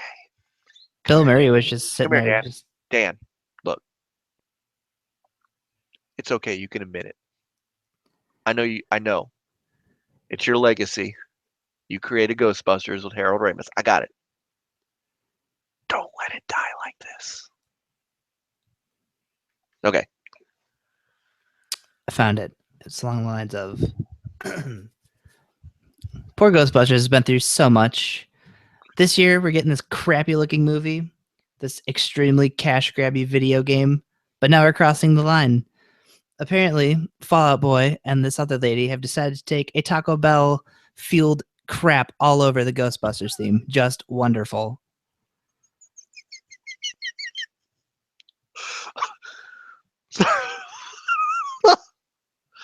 Oh wow, that is fantastic. I don't know how we got to Ghostbusters now. I think we put everybody in the chat room to sleep because I have not seen anybody type anything in like 5 minutes, except for Nathan, who said the Suicide Squad theme song was awesome. This is what happens, folks, when there is no legitimate news going on in the video game industry. when you can't just argue about which console has the most power now and stuff like that, there's really no news to talk about. Oh my So Lego god. Dimensions not a big YouTube demographic, I take it. There might be now that right, right. I'm pretty sure it is not. That and Ghostbusters does not ring a bell on our podcast. I'm That's just okay. my biggest concern is for me. Melissa McCarthy is in that stage where she's playing the same character in every movie she's in, My like wife Jonah said the Hill. same thing. If she does that shit in Ghostbusters, I don't care. I'm gonna burn that theater It down. already looks like she does. That's the problem. It Yeah. already looks like ever since Bridesmaids, it has been because the truth is that Mike and Molly is one of our favorite shows. My wife and I. It was one of our favorite shows while it was on. And it's over now, but um, she was fantastic in that show. Then she went into Bridesmaids, and she was funny as crap. And then all of a sudden, every other role she plays is just like that character. Mm-hmm. And I've seen most of them. I saw that one with Justin Bateman, the one with the hell is her name? Um, Sandra Bullock. Sandra Bullock. It's all the same. Mm-hmm. The So, Spy movie was the same too, yep. And and I the didn't even Boss see movie. that one. Yeah, Just- horrible. I don't want to see it in Ghostbusters. I don't. There's no reason for that. No, So no. And my son's been on a kick though. He's watched both of them, the original ones, like over and over and over. So he loves them. All right. what you need So, to do is you need to get him this guy right here, the cartoon, the box set. oh, the cartoon. I love the You- cartoon. The cartoon you- was really good. Cartoon was amazing. I loved it. Do we not have any more questions from the chat room? Because really, we could answer anything you want. Otherwise, we're just flailing in the wind tonight. There's got to be something else going on. You got anything else going on there over there in Cleveland? No, it's a lot of explosions, A lot of fireworks, you know. explosions. So Um, so let's see. Jason Statham was pretty funny in that movie. Natty Red Gals had mentioned Spy. Jason Statham was in that. He was pretty funny in that movie. Jason Statham is good in a lot of stuff. Yeah, Those Crank movies were hilarious. yeah, they were. I like him. Um, do you buy this idea that we're going to have a PlayStation 4 Slim? Yeah, I mean, I don't see why they wouldn't. Whether it's kind of the same as the Xbox, where it's got some newer components in it that maybe make it perform slightly better. Who knows? But I wouldn't be surprised at this point. We are talking pretty much micro PCs, so upgrades now are going to be a lot different than they were before. So it's not just, oh, we can build a slimmer model. Now it's like, well, we can build a slightly smaller model, but also these are available to us now, so we can continue charging people a lot of money. So I imagine it'll be some kind of incremental increase like the Xbox One Slim, which I'd be fine with. But I don't know that we're going to see it at Gamescom, or not Gamescom, Tokyo Game Show. I think they need to focus on PlayStation VR right now. That's the thing they need to get out the door. They don't need to be worrying about any of this other Slim or Neo or anything right now. Let me so that you know what, and this can be this could be what we'll kind of end on. I don't want to use this to specifically bash PlayStation VR because I round this out to all VR. I have been having such conversations with my friends lately about how utterly and crazily uninterested I am in VR. And look, if you want to invest in a VR headset, whether it is PSVR, whether it is Oculus, whether it is Vive, uh, more power to you. If that is what your cup of tea is, go right ahead. Um, I'm just continually un. I don't know what I had a good word for it before. Some of it's unimpressed, but the other is I'm just unconvinced many people seem to be totally convinced this is the future of gaming. 3D glasses. But I just That was a great time. The yeah, 2 games that used it. yes. One of The which was Call of Duty Black Ops, and it actually looked good. I still have it. You remember Sony released that monitor so you could play MotorStorm Dude, and with yeah, glasses and you'd see 2 different pictures and yeah. nothing ever no one ever did anything with that ever again. Because it That was a never isn't one $300 game investment. for one game. Yeah, I What a remember joke. that. Well, let me let me add something to this because Andrew House said a few days ago, and I was looking it up. I'm trying to look it up to see if I could find the actual quote. But he said basically what he expects out of PSVR. He says what they've always expected out of PSVR would be short experiences and not as much full game. Now, I understand, some people are going ahead with them, like Fallout 4 and Resident Evil 7 will have full games playable in VR, but Resident Evil 7 was making people sick. I mean, we were talking about on Tuesday on my friend Enrique's Basement Radio Arcade podcast that at the at a demo kiosks, everyone had a bucket next to the PSVR station. Probably smart. Yeah. So, if people want to know why I'm unconvinced, part of it is I don't want to invest 400 or 800 or, however much a HoloLens is going to be. I don't want to invest that for short experiences. And I don't want to take the chance that I'm going to have um, like an airline, I'm going to have a vomit bag near me on the off chance that the VR game I'm playing makes me ill. Somehow, I don't understand how. Again, I'm not saying, if you want a PSVR or an Oculus or a Vive or whatever, fine.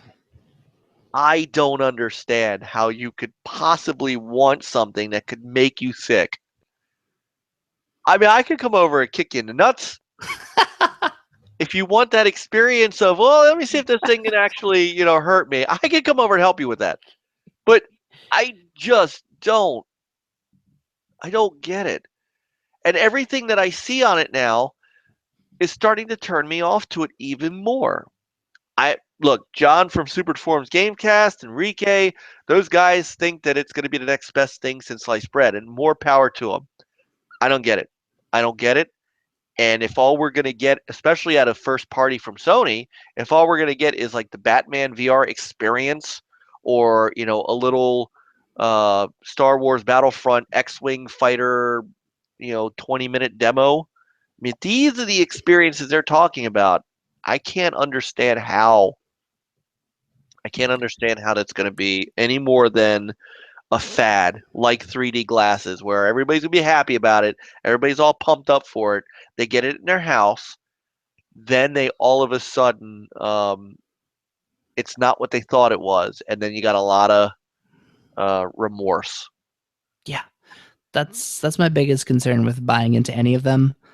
I have a passing interest in it because I think some of it does sound cool. Like I would really like to play Eve Valkyrie. I would play the Star Wars thing too. But I understand the short thing too. I mean, if it's going to make you sick, do you really want to play a long game? I know I wouldn't. But I also really want to get a Rift because I want to play Insomniac's game on there. And there's also a game by what are they now? Gunfire Games. It's like the ex Darksiders team, half of the ex Darksiders team, but they have that Chronos on there, which is apparently really good too. So there's stuff that I want to play on there, but I'm like, if I'm going to be dropping anywhere from $400 to $700 on one piece of hardware, that it better damn well be around for longer than like the launch window. And Sony has a terrible, terrible track record of supporting anything that's not like a PlayStation console. So they're putting out this headset. Is it going to be supported past a year and a half? I don't know. I'm not buying it on day one. I'm going to be trying the demo out next week. Is it next week? I think it's next week. Or like one of the stores I go to is getting it. So I'm going to try it out, but I'm just not excited about it, I guess. Like I see how it could be cool, but I'm not dying to buy one of these things. Yeah, I'm not there. Yeah, like it's an experience thing. That's what Enrique, I know he was saying, this is more of like an experience. And I understand that, but I don't know, for me, I just give me a controller and let me sit down and stare at the screen. Like I'm fine doing that, Well, and isn't the whole crux of at least with Sony, their whole crux was games. Now we're moving to experiences.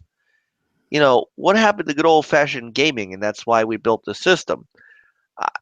It just and look, for just to be fair, PSVR pre-orders, you can't pre-order one anymore. Pre-orders are all sold out.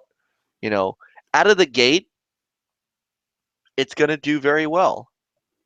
Connect did very well. Come on, Connect is in the Guinness Book of World Records, for crying out loud. And look where it is now. I'm not comparing the two as far as what they do, because they're two separate technologies. They do two separate things. But touted as the next best thing. Didn't pan out. And you could broaden this beyond Sony. How many accessories, minus Rock Band accessories, minus guitars, how many accessories truly ever work out? Think of one. Anybody in the chat room can think of any accessory other than I will concede to you Guitar Hero and Rock Band guitars. I will concede that, because those have been popular, and you could use those among multiple games. Of course, you can't use them outside of Rock Band and Guitar Hero. So you can if you're a Tool. Right. There are right. You're right. There are videos of people playing games with it. But I mean, think about it. Oh yeah, somebody beat Dark Souls with one of those things. Nathan says wireless headsets. Okay. I'm thinking more. Okay, when I say accessories, I'm thinking Connect. I'm thinking Move. I'm thinking Dance Revolution, Dance DDR pads, the Sega Activator, Rob the Robot. Something that's Rob the Robot. The Samba de Amigo, Dreamcast maracas. Something that's the Justifier. Right. The Justifier, right. To be fair about light guns, hold on, because that's to be fair about light guns don't work on projection TVs. Once everything went to projection, a light gun physically doesn't work anymore. Now they're getting around that with the Sony. The Move controller fits into a light gun thing, but you need the camera for that. But how many games? When's the last Virtua Cop or Time Crisis or Lethal Enforcers game we got? I mean, I feel due for a new House of the Dead. Oh my God, yes. That's why I bought a Dreamcast, for House of the Dead 2. Yep. The best I could do right now with the TV I've got is Typing of the Dead. That's still all right.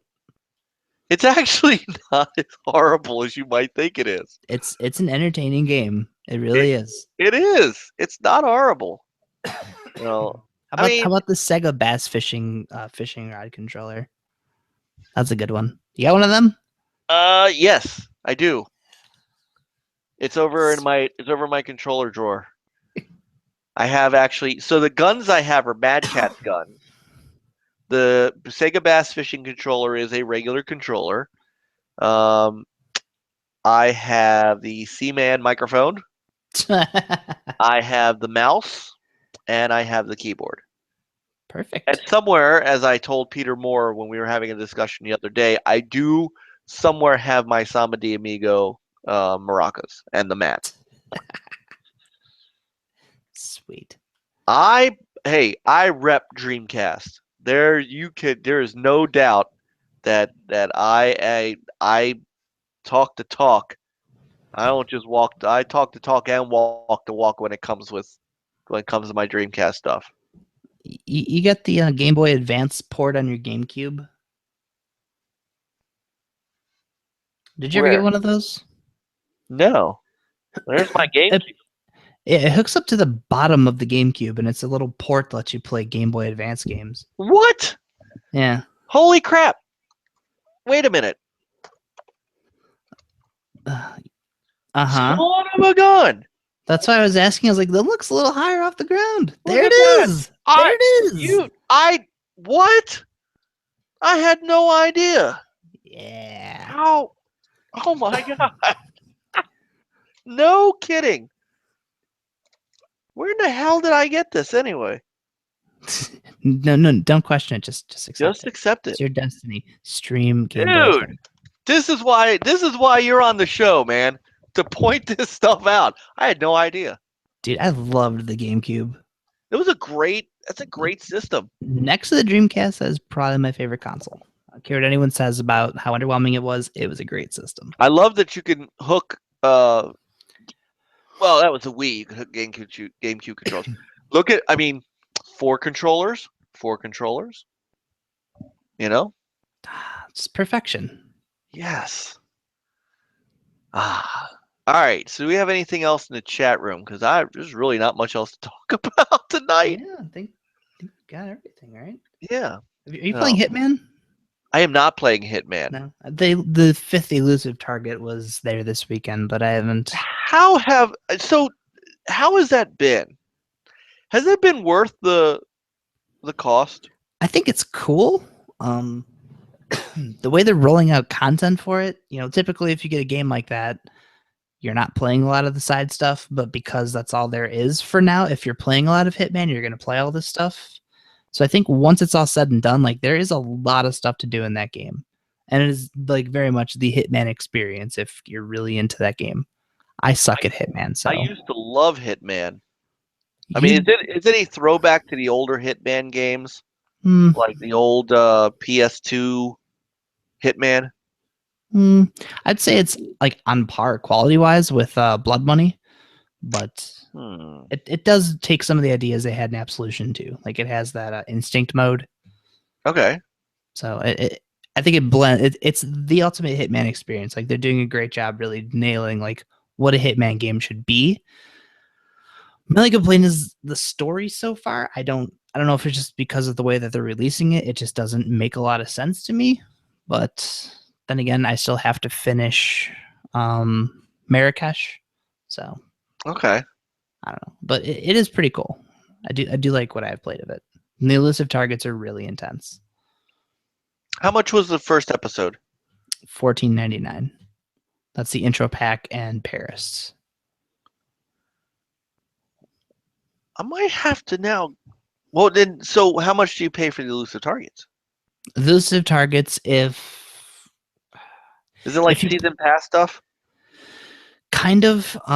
For you, if you were to buy the intro pack, you would have to hope that the elusive target is in Paris, because otherwise, the next episode is like episode 2 technically. So like Sapienza and Marrakesh would be the expansions you'd have to buy. And how much are the expansions? They're just included in the full game price. So that's what I was. So how much is full? Is the full game $60? Yeah. And then you just get all the content as it rolls out. Yes, which they're releasing missions weekly. There's the user created contracts that are in there that a lot of people are getting behind. And then the elusive targets have been more frequent now that the game is like kind of stable and people are playing it more and more, learning all the areas. Now they're putting these targets out there. So I think this is the 5th one. Yeah. So Well, then you had the Gary Cole versus Gary. that's supposed to come out sometime this summer, I think. And I think they Well, said it still hasn't come out yet. no, they did the vote, and that's going to be a mission that comes out sometime Yeah, this summer. they voted Gary Busey. Yeah, I'm sorry, that still was one of the best first videos I had ever seen. Yeah, they had a couple follow-ups, a couple of them pretty The funny. follow-ups were not nearly as No. good. No, that first one, I club baby seals with other baby seals. I could not stop laughing. I cracked up laughing. That was so good. Apparently, they're also going to be doing a Halloween-themed episode, so I'm about that. Like, So much to play, so little money. story of my life. Or I have it, and I just don't have time to play it because I am taking donations. I'd be happy to cover this stuff. I am taking donations. Thank goodness I've got some content creators coming on board. Because otherwise, I was talking to Juan, and I was like, "You're done with Forza. You should," because we were talking about crap, it's escaping me. It was the Games with Gold, Massive Chalice. yes. We were just talking about strategy games because Banner Saga 2 is free with Games with Gold. Go download it right now if you haven't. But we were talking about strategy games, and he was like, "Well, I should probably play the first one." I was like, "Yeah, you really should." So then we started talking about that. We talked about XCOM. Then you asked about Massive Chalice. I was like, "You should do a series on one of these. This would be great." Well, he did ask me, and nostalgia took over. So right now, and I'll give a plug. Crazy One is going to be doing some retro for us. He is starting with Crimson Skies. Good call. There will be he has 2 videos ready for me that I just need to grab and edit and put up. And so I'm going to make a new playlist on the channel called NLG Retro. And first up is Crimson Skies. Thanks to the power of his new Elgato HD, which he used for the NASCAR videos, and let me tell you, the quality was really good. Oh yeah, there's a lot of tinkering involved. So, well, he seems to have gotten all the settings down he needs. Yeah, it's a pain. I hate using that thing. That's why I want to try the Halpage, because the Halpage also says that it can record in-game chat, and that is the one thing that I still do not understand how it won't pick up Xbox Party Chat or PS4 Party Chat when Party Chat's allowed into Twitch on both of those. I don't understand it. It's all going through the same HDMI cable, so why can't the capture card pick it up? Makes no sense to me. It's really infuriating. But So once I get this thing, I'm gonna be messing with it. if he needs Toe Jam and Earl 3, I have that setting on the shelf. I'll lend it to him to play that if he wants. Part 3? Yeah. There's a Toe Jam and Earl 3, and I never knew it existed. Yes. Oh yeah. Want to see something cool? You guys all want to see something cool? I've shown this before. I want to show you something. Because Toe Jam and Earl is my jam. Back in the day, when I reviewed Toe Jam and Earl 3 for Sega. Let me see if I can find it. I kept this email forever. There it is. I got the man who wrote the theme song to chord it out for me. Because the guy, I sent the review over to Sega, and I really liked Toe Jam and Earl, so I was a little I can't claim I wasn't biased when I reviewed it, but it was really, Toe Jam and Earl 3 was really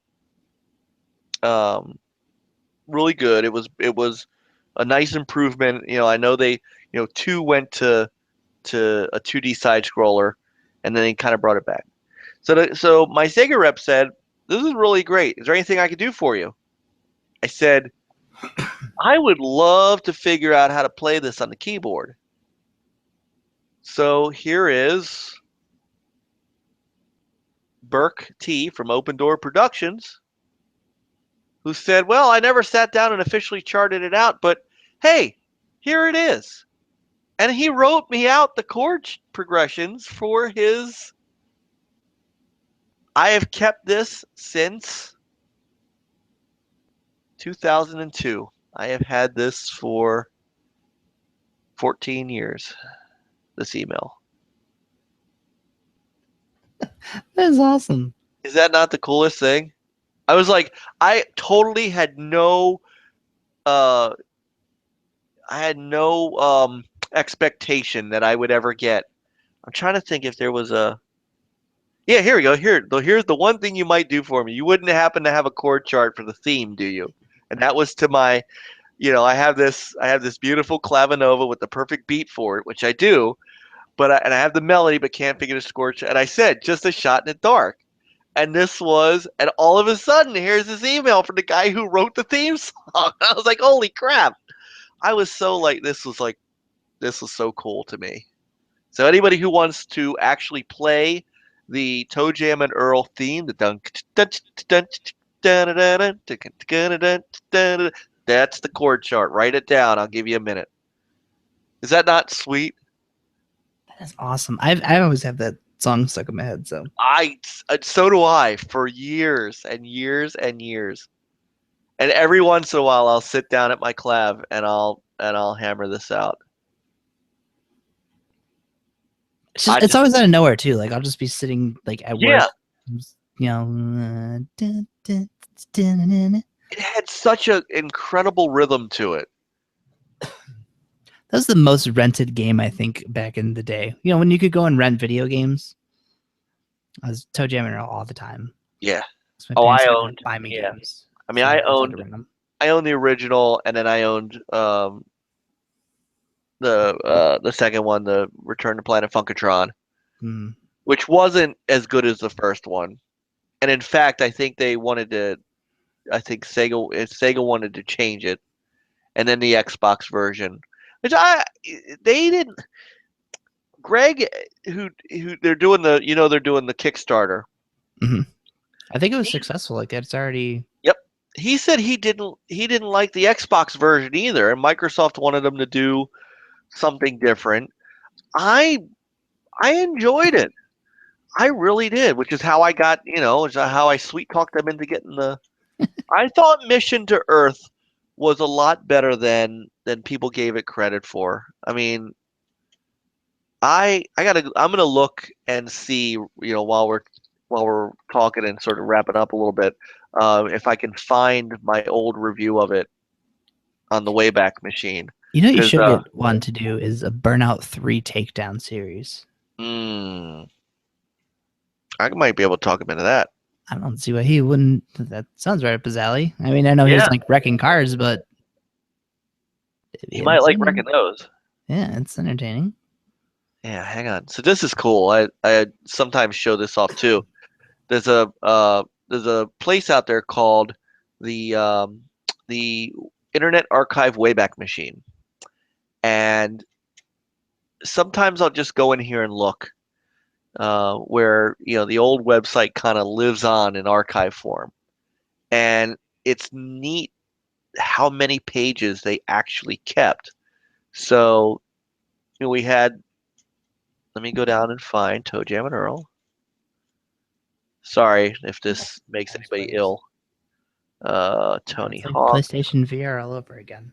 Yeah, there it is, Mission Earth. Let's see if it's kept it. So it kept it, and there was my review, and it doesn't look like it kept any of the. God, this was my old Xbox avatar. I wrote this. Why does that say 19-2003? I don't know. But yeah, I gave it a 90 out of 100. That's awesome.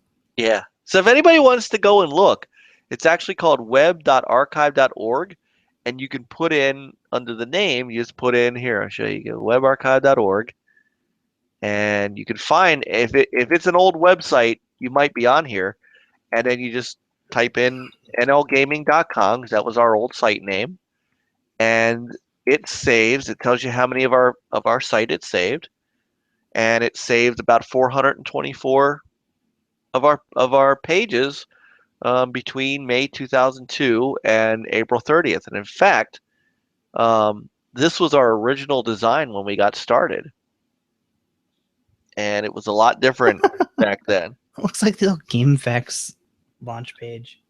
What can I say? So that was the first time this place ever captured our stuff. And I mean, we had a whole American section, and we had a European section because the guy who developed this site for us originally, oh, it's over here, Mark Hull, he developed the site, and then he didn't like the fact that in order for us to make enough money to go to E3 and stuff, we had to have pop-up ads.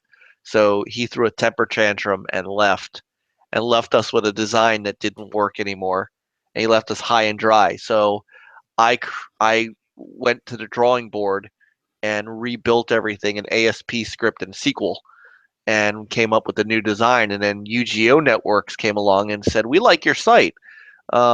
If you let us incorporate you, become an affiliate, we'll give you advertisement, but we'll pay you for them." And I said, "Huh," because server costs were $90 a month for us for the site to keep up, and then E3, and I was like, "Yeah." So that's how we did it. And so the cool thing here too was um, we were able to keep video.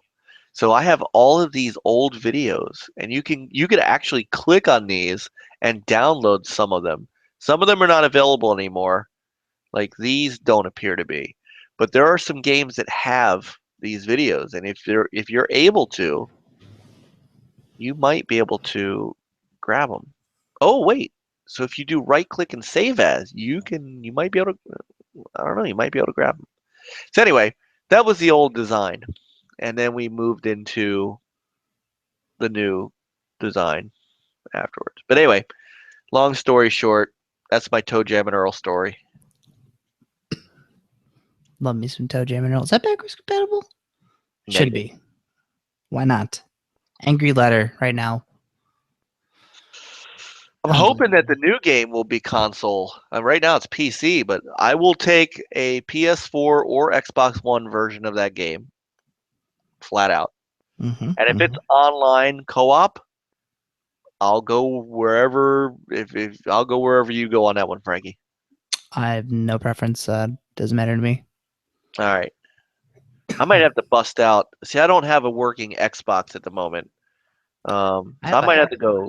Xbox. I have to go get one, and I might have to crank out some Mission to Earth. My disk drive jams or something, so I have to like pick the front of the console up and drop it. Nice. Yeah, that'll get The hard drive blew out on mine, and it's not exactly the easiest thing to replace. No. So, all right. The only other question that I got in the chat room from Modzu, where was it? Have you gotten any better yet, Mike, at Rocket League? Thanks. Thanks. I thought he was gonna say Dark Souls 3. That's a negative. Everybody's all about the jokes. I like Dark Souls. I don't I know you do. I see. What's your okay? What's your take on Neo? You saw my video from the beta. Yeah, you dying a which I called right, aka Mike Dies a Lot.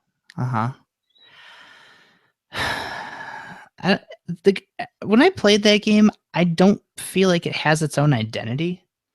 The main character looks like Geralt from The Witcher, and it is literally a Dark Souls clone. Like if you play it like a Souls game, you're gonna be fine. So it seems like kind of like this weird Lords of the Fallen type of like Dark Souls wannabe game. I went into it thinking it was Tenchu, and that was a big mistake. Yeah. I'm gonna play it when it comes out because I do like that kind of game, but I don't know. It doesn't. Maybe I'm not seeing it, but it doesn't feel like it has its own identity. I can understand that. By the way, I just died again in Dark Souls 3. I saw that. Yeah, Your just screen just sitting, went red. just sitting here. I just died in Dark Souls. I love Dark Souls. You should play more of that. You should stream that. Keep saying that. It's just a suggestion, you know. Nathan says, "Did anyone see that PS4 game that's coming out that you have to give girls orgasms?" I'm not sure that I saw that game. Is that a real thing? Uh, I don't know. Is he talking about Persona 5? Is that a thing? Perhaps he is talking about Persona 5. I don't know anything about the Persona games, so I don't know if that's even remotely accurate. I don't either. Yes, There's Rocket also- League is fun. Rocket League is fun even when you get blown out in the score. Yes. Is it the Hoops? Is that in there right now still? Hoops is great. Hoops is actually a lot of fun. Oh, Nathan says that game is called Gal Gun. Oh yeah. I saw the name, but I didn't look at what it was because. Oh, now I've got to look it up. I'm intrigued. It's just giving girls orgasms. Wow. Let's see. There's a couple. Gal Gun is a Japanese rail shooter Bishoujo game developed by Inti Creates and published by Alchemist and released in Japan in 2011. Sweet. Um. So it's a remaster? Wow. I was gonna show a screenshot, but now I'm not gonna. Let's go look it up. That's about all I can tell you is just go and Does it look like it's what he said it is? yup. It's a rail shooter? It kind of looks like it could be, yeah, like a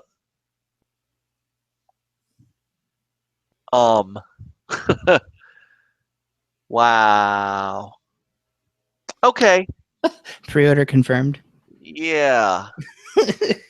All I'm gonna say is just go right ahead and Google it and look for yourself. Galgun, it's called.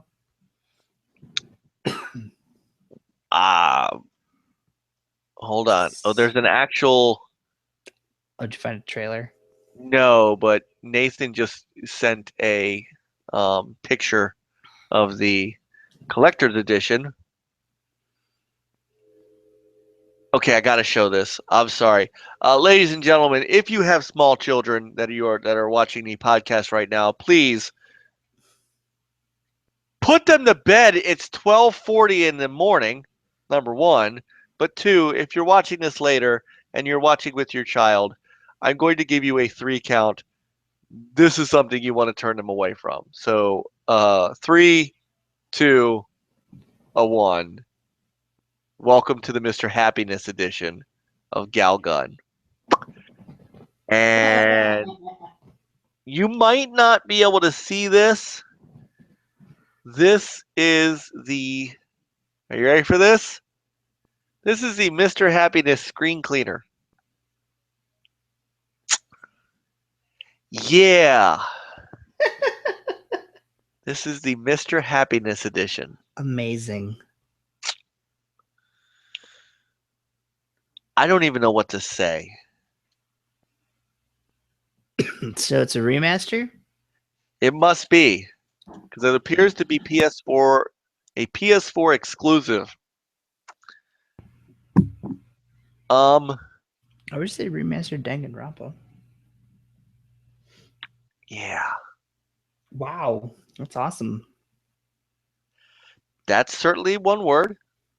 This is gonna be my Halloween costume this year. Okay. Just Gal that. Gun. Just this. Mr. Happiness, huh? Mr. Happiness. How much is this thing going? I gotta know. I gotta know. Nathan, how much is this sucker going for? Wow. I don't even know I just don't even know what to say.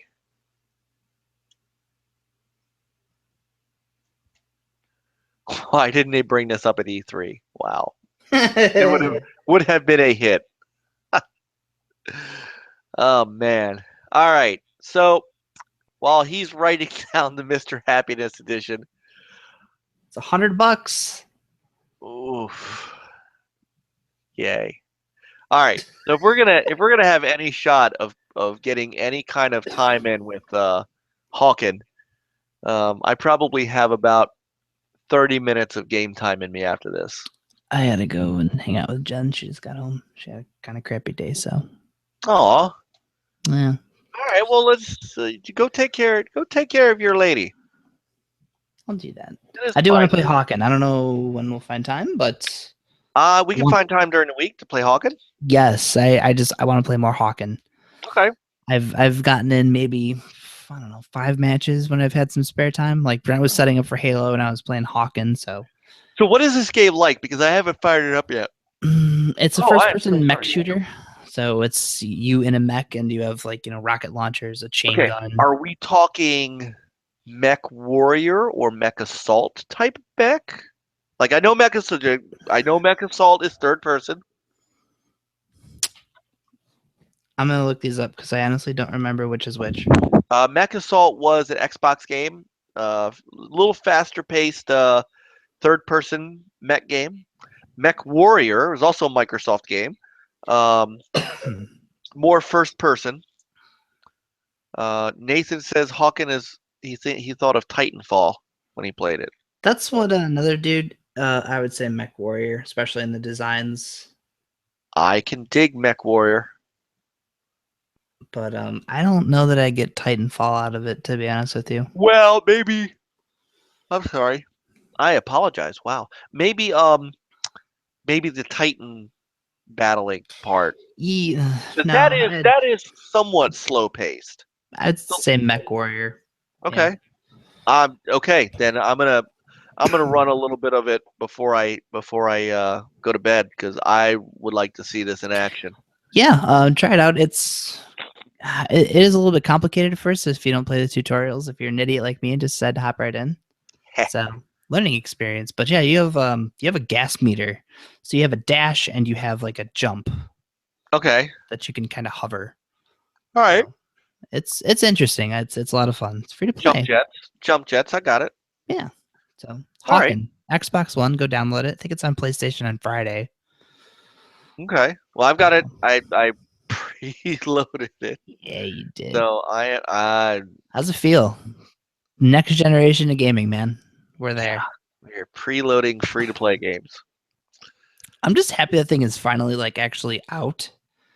Maybe it's been out on PC for a while, but I know like when I played it, it was in beta, and that was 3 years ago at PAX East. They had a really cool like booth. They had like a giant robot at the top. It was neat.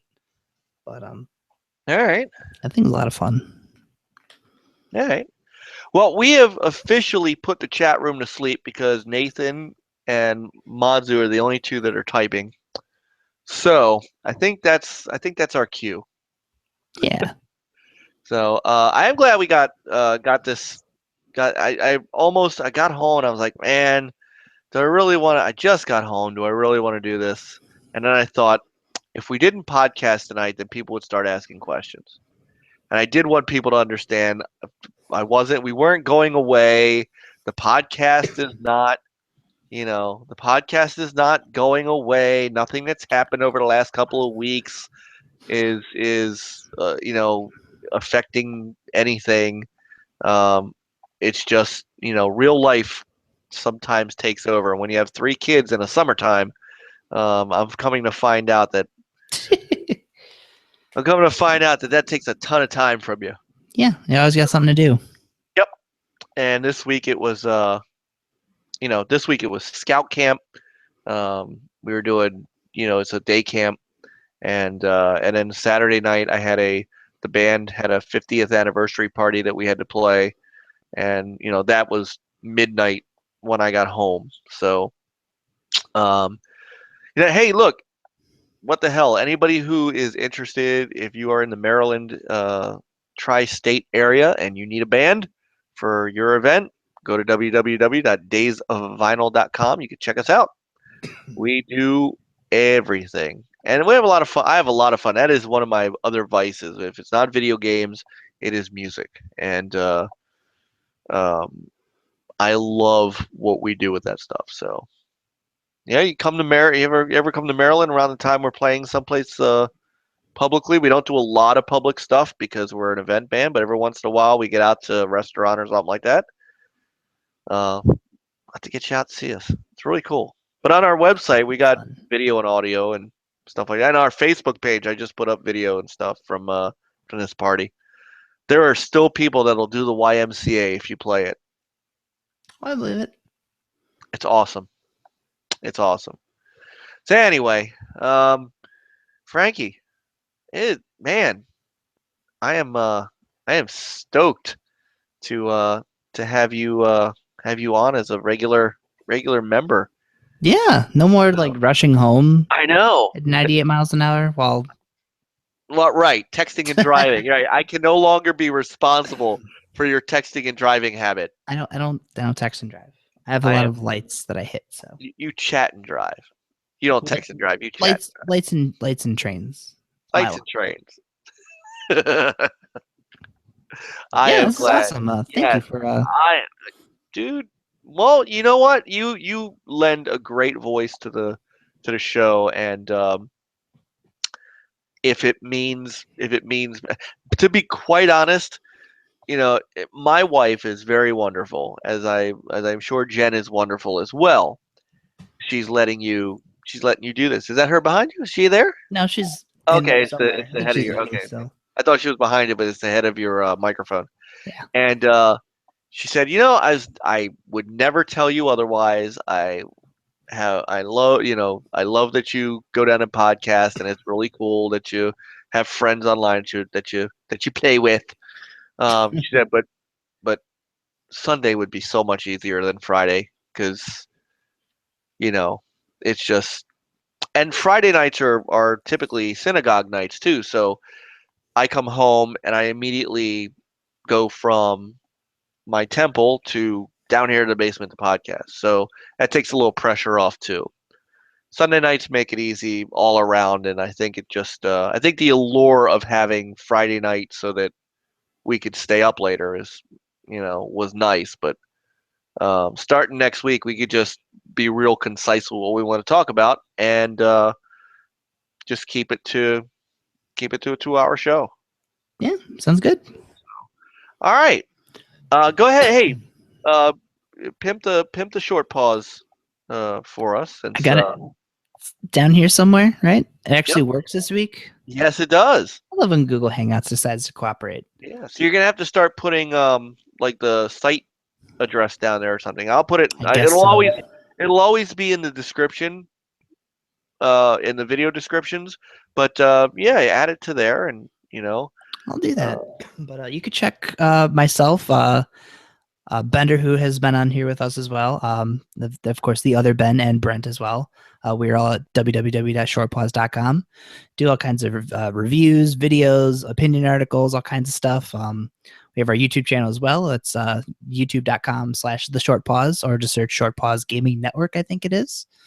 But Brent's, we got our Halo 5 firefight. Is it firefight? I keep wanting to say fire team. It's firefight. firefight. Our firefight stream from like Friday at like 1 a.m. when we finally got started is on there.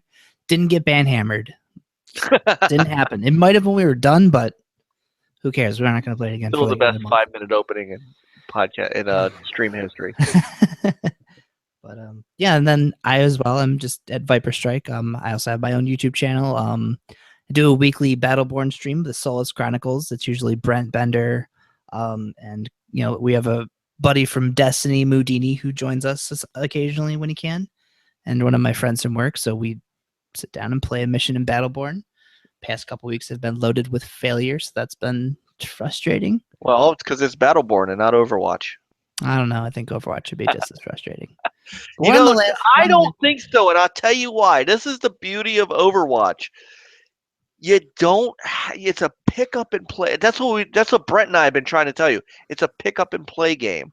You know me and first person competitive multiplayer, but I can uh-huh. pick Overwatch up and I can get good at it really quickly, and I You can did. get into a groove. Yeah, I know. I did that on purpose.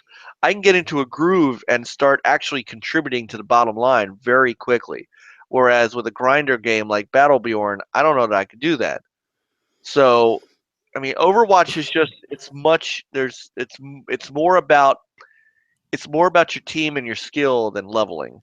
That's what I Mhm. like about it. I And mean, they're nerfing the Torbjorn, so I that'll don't make know. it even. I don't know what that means, but Yeah, you will once you start playing. I know Bender, like Bender and Brent both, like they play as healing classes, so they, there are characters to learn and master in Battleborn as well. But I don't know. I try to stay out of them because they're both very different games. I know. I know I'm everyone's just favorite joke, teasing you. except for I Jorge, that little ugh, But pisses me off. Brett and I really want you to get Overwatch in the Xbox One so we can play. Oh yeah, we were talking about the other night. He did talk me into filing. Like I opened my PlayStation 4 copy. It's open right now. I installed it somewhere. It's on there. So pointing. Now you need the Xbox version so we can play. Mm-hmm. So Or you can get it on the PlayStation. We could play there too. I already got a free version on the PS on the How do I do that? How do I get a free version? So you follow Doc Cupcake 84. Uh-huh. You followed quite honestly one of the greatest men in the Xbox community right now. One of the most generous men in The the most Xbox. generous man in the Xbox community, who also, by the way, does a lot of work with Operation Supply Drop. And yeah, so you follow him.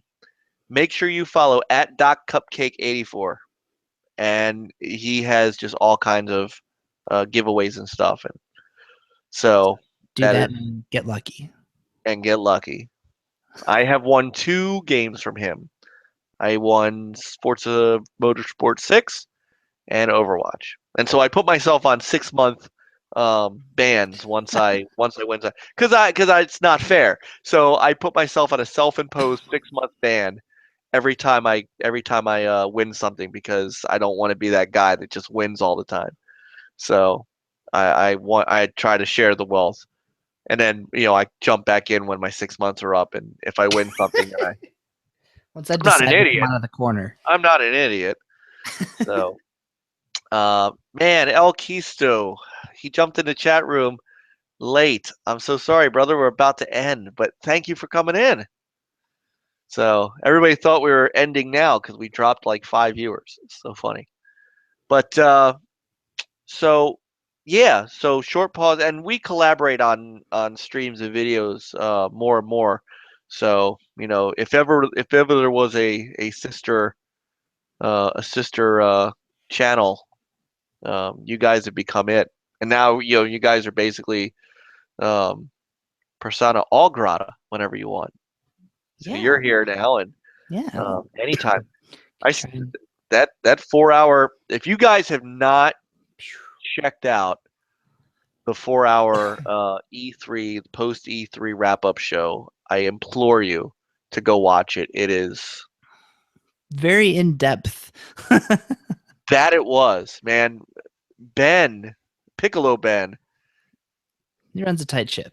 Yeah, he does. He was all over it, man. I was just, you know what? I'll let you take this. And I just Yeah. sat back. It was great.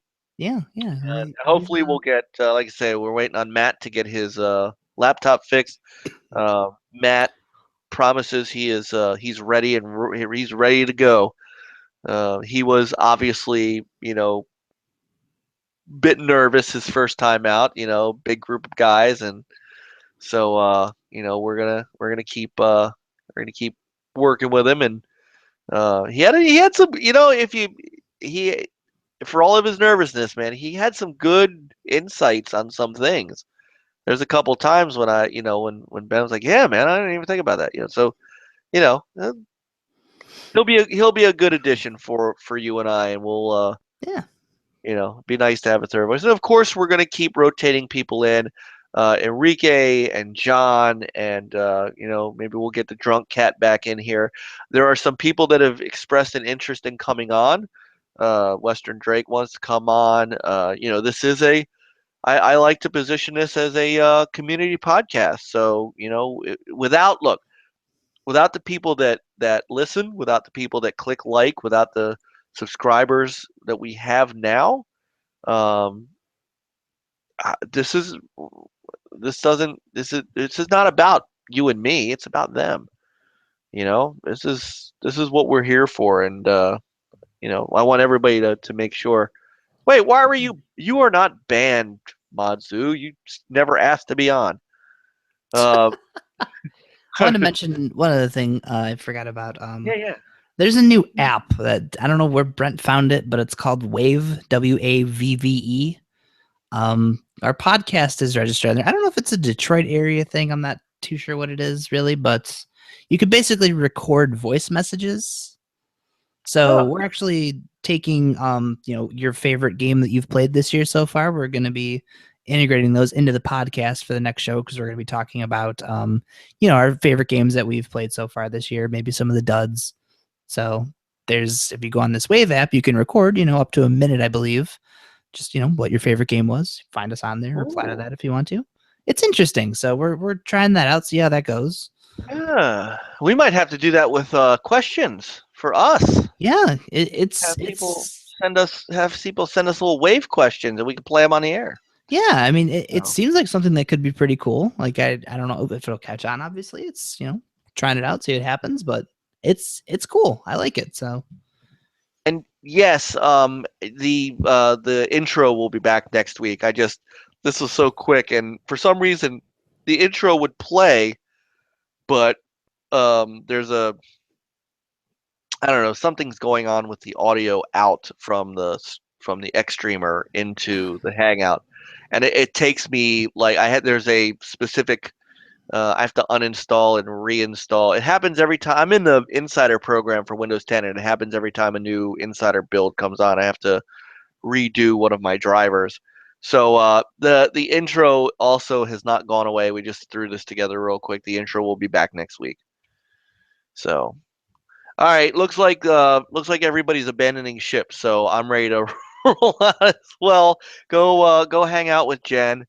Play Hawken. Tell me what you think. Yes, I will get some Hawken in, and then we will stream. How about we stream some Hawken a little later in the week? Yeah, let's do that. I got to figure out a night, but yes. All right. And if Nathan or Mazu or Brent or anybody else wants to be part of that stream, Peter, if you want to be part of that stream as well, the Next Level Gaming streams, I always love to also have community in, and then when we put it on YouTube, I make sure I get everybody's name in there and stuff like that. So, we'll play some Hawken this week. Yes. So, thank you guys in the chat room so much. I know we basically didn't talk about a damn thing tonight, but you know what? We still filled up 2.5 hours of nothing. Yeah. So, it's always great, and that's what makes it work. Is we could just talk games. So that's what we're here for. That's what I'm here for. I love it. I absolutely love it. So chat room, as always, you guys are wonderful. El Key, where were you? I'm sorry, man. El Kisto. We start at 10 o'clock. So next time, definitely jump in. Definitely jump in at 10. There we go. Peter says we're like Seinfeld. I like it. I'll take that. I'll take that. So, all right, I'm gonna go jump on Xbox Live. If you guys want to jump in and play some Hawken with me, please do. Frankie, I will see you online, and then we'll be back next Sunday at 10 p.m. Eastern Standard Time. All right, sounds good to me. All right, brother. Well, everybody, hey, and Frankie, have a wonderful 4th of July tomorrow. You have to work? Nope, I'm off. Nice. Season 2 of Daredevil. That's the latest thing I knew about. So nice. I am probably gonna go see fireworks tomorrow night. If it doesn't rain, it's supposed to rain. Yeah, I think it is here too. If it doesn't, and if it does rain, Might be playing some games all day. I need a relaxed day. Yeah, that's what this was. We're working. No, we're staying home and watching Daredevil. That sounds like a great idea. Yeah, All right, well, I just wanted a day to not do anything. You need that every now and then. every now and again, you just need a day just to do nothing. I'm down with that. Tomorrow might be that for me. Yeah, nothing wrong So, with that. all right. Well, happy 4th of July, my friend. You as well. Chat room. I love how I'm now looking to my other monitor. So, chat room. Happy 4th of July. All of our friends on Twitter, all of our friends on YouTube. Happy 4th of July to everybody. Like and subscribe. Don't forget to also, again, check out Short Pause and like and subscribe to them as well and go to shortpause.com. We are slowly getting back the subscribers we lost in the great Google purge of 2016. So thank you for that. If you are already subscribed, please tell a friend. Thank you guys for hanging out with us tonight. Everybody have a great week. We'll see you next Sunday. Play on, gamers.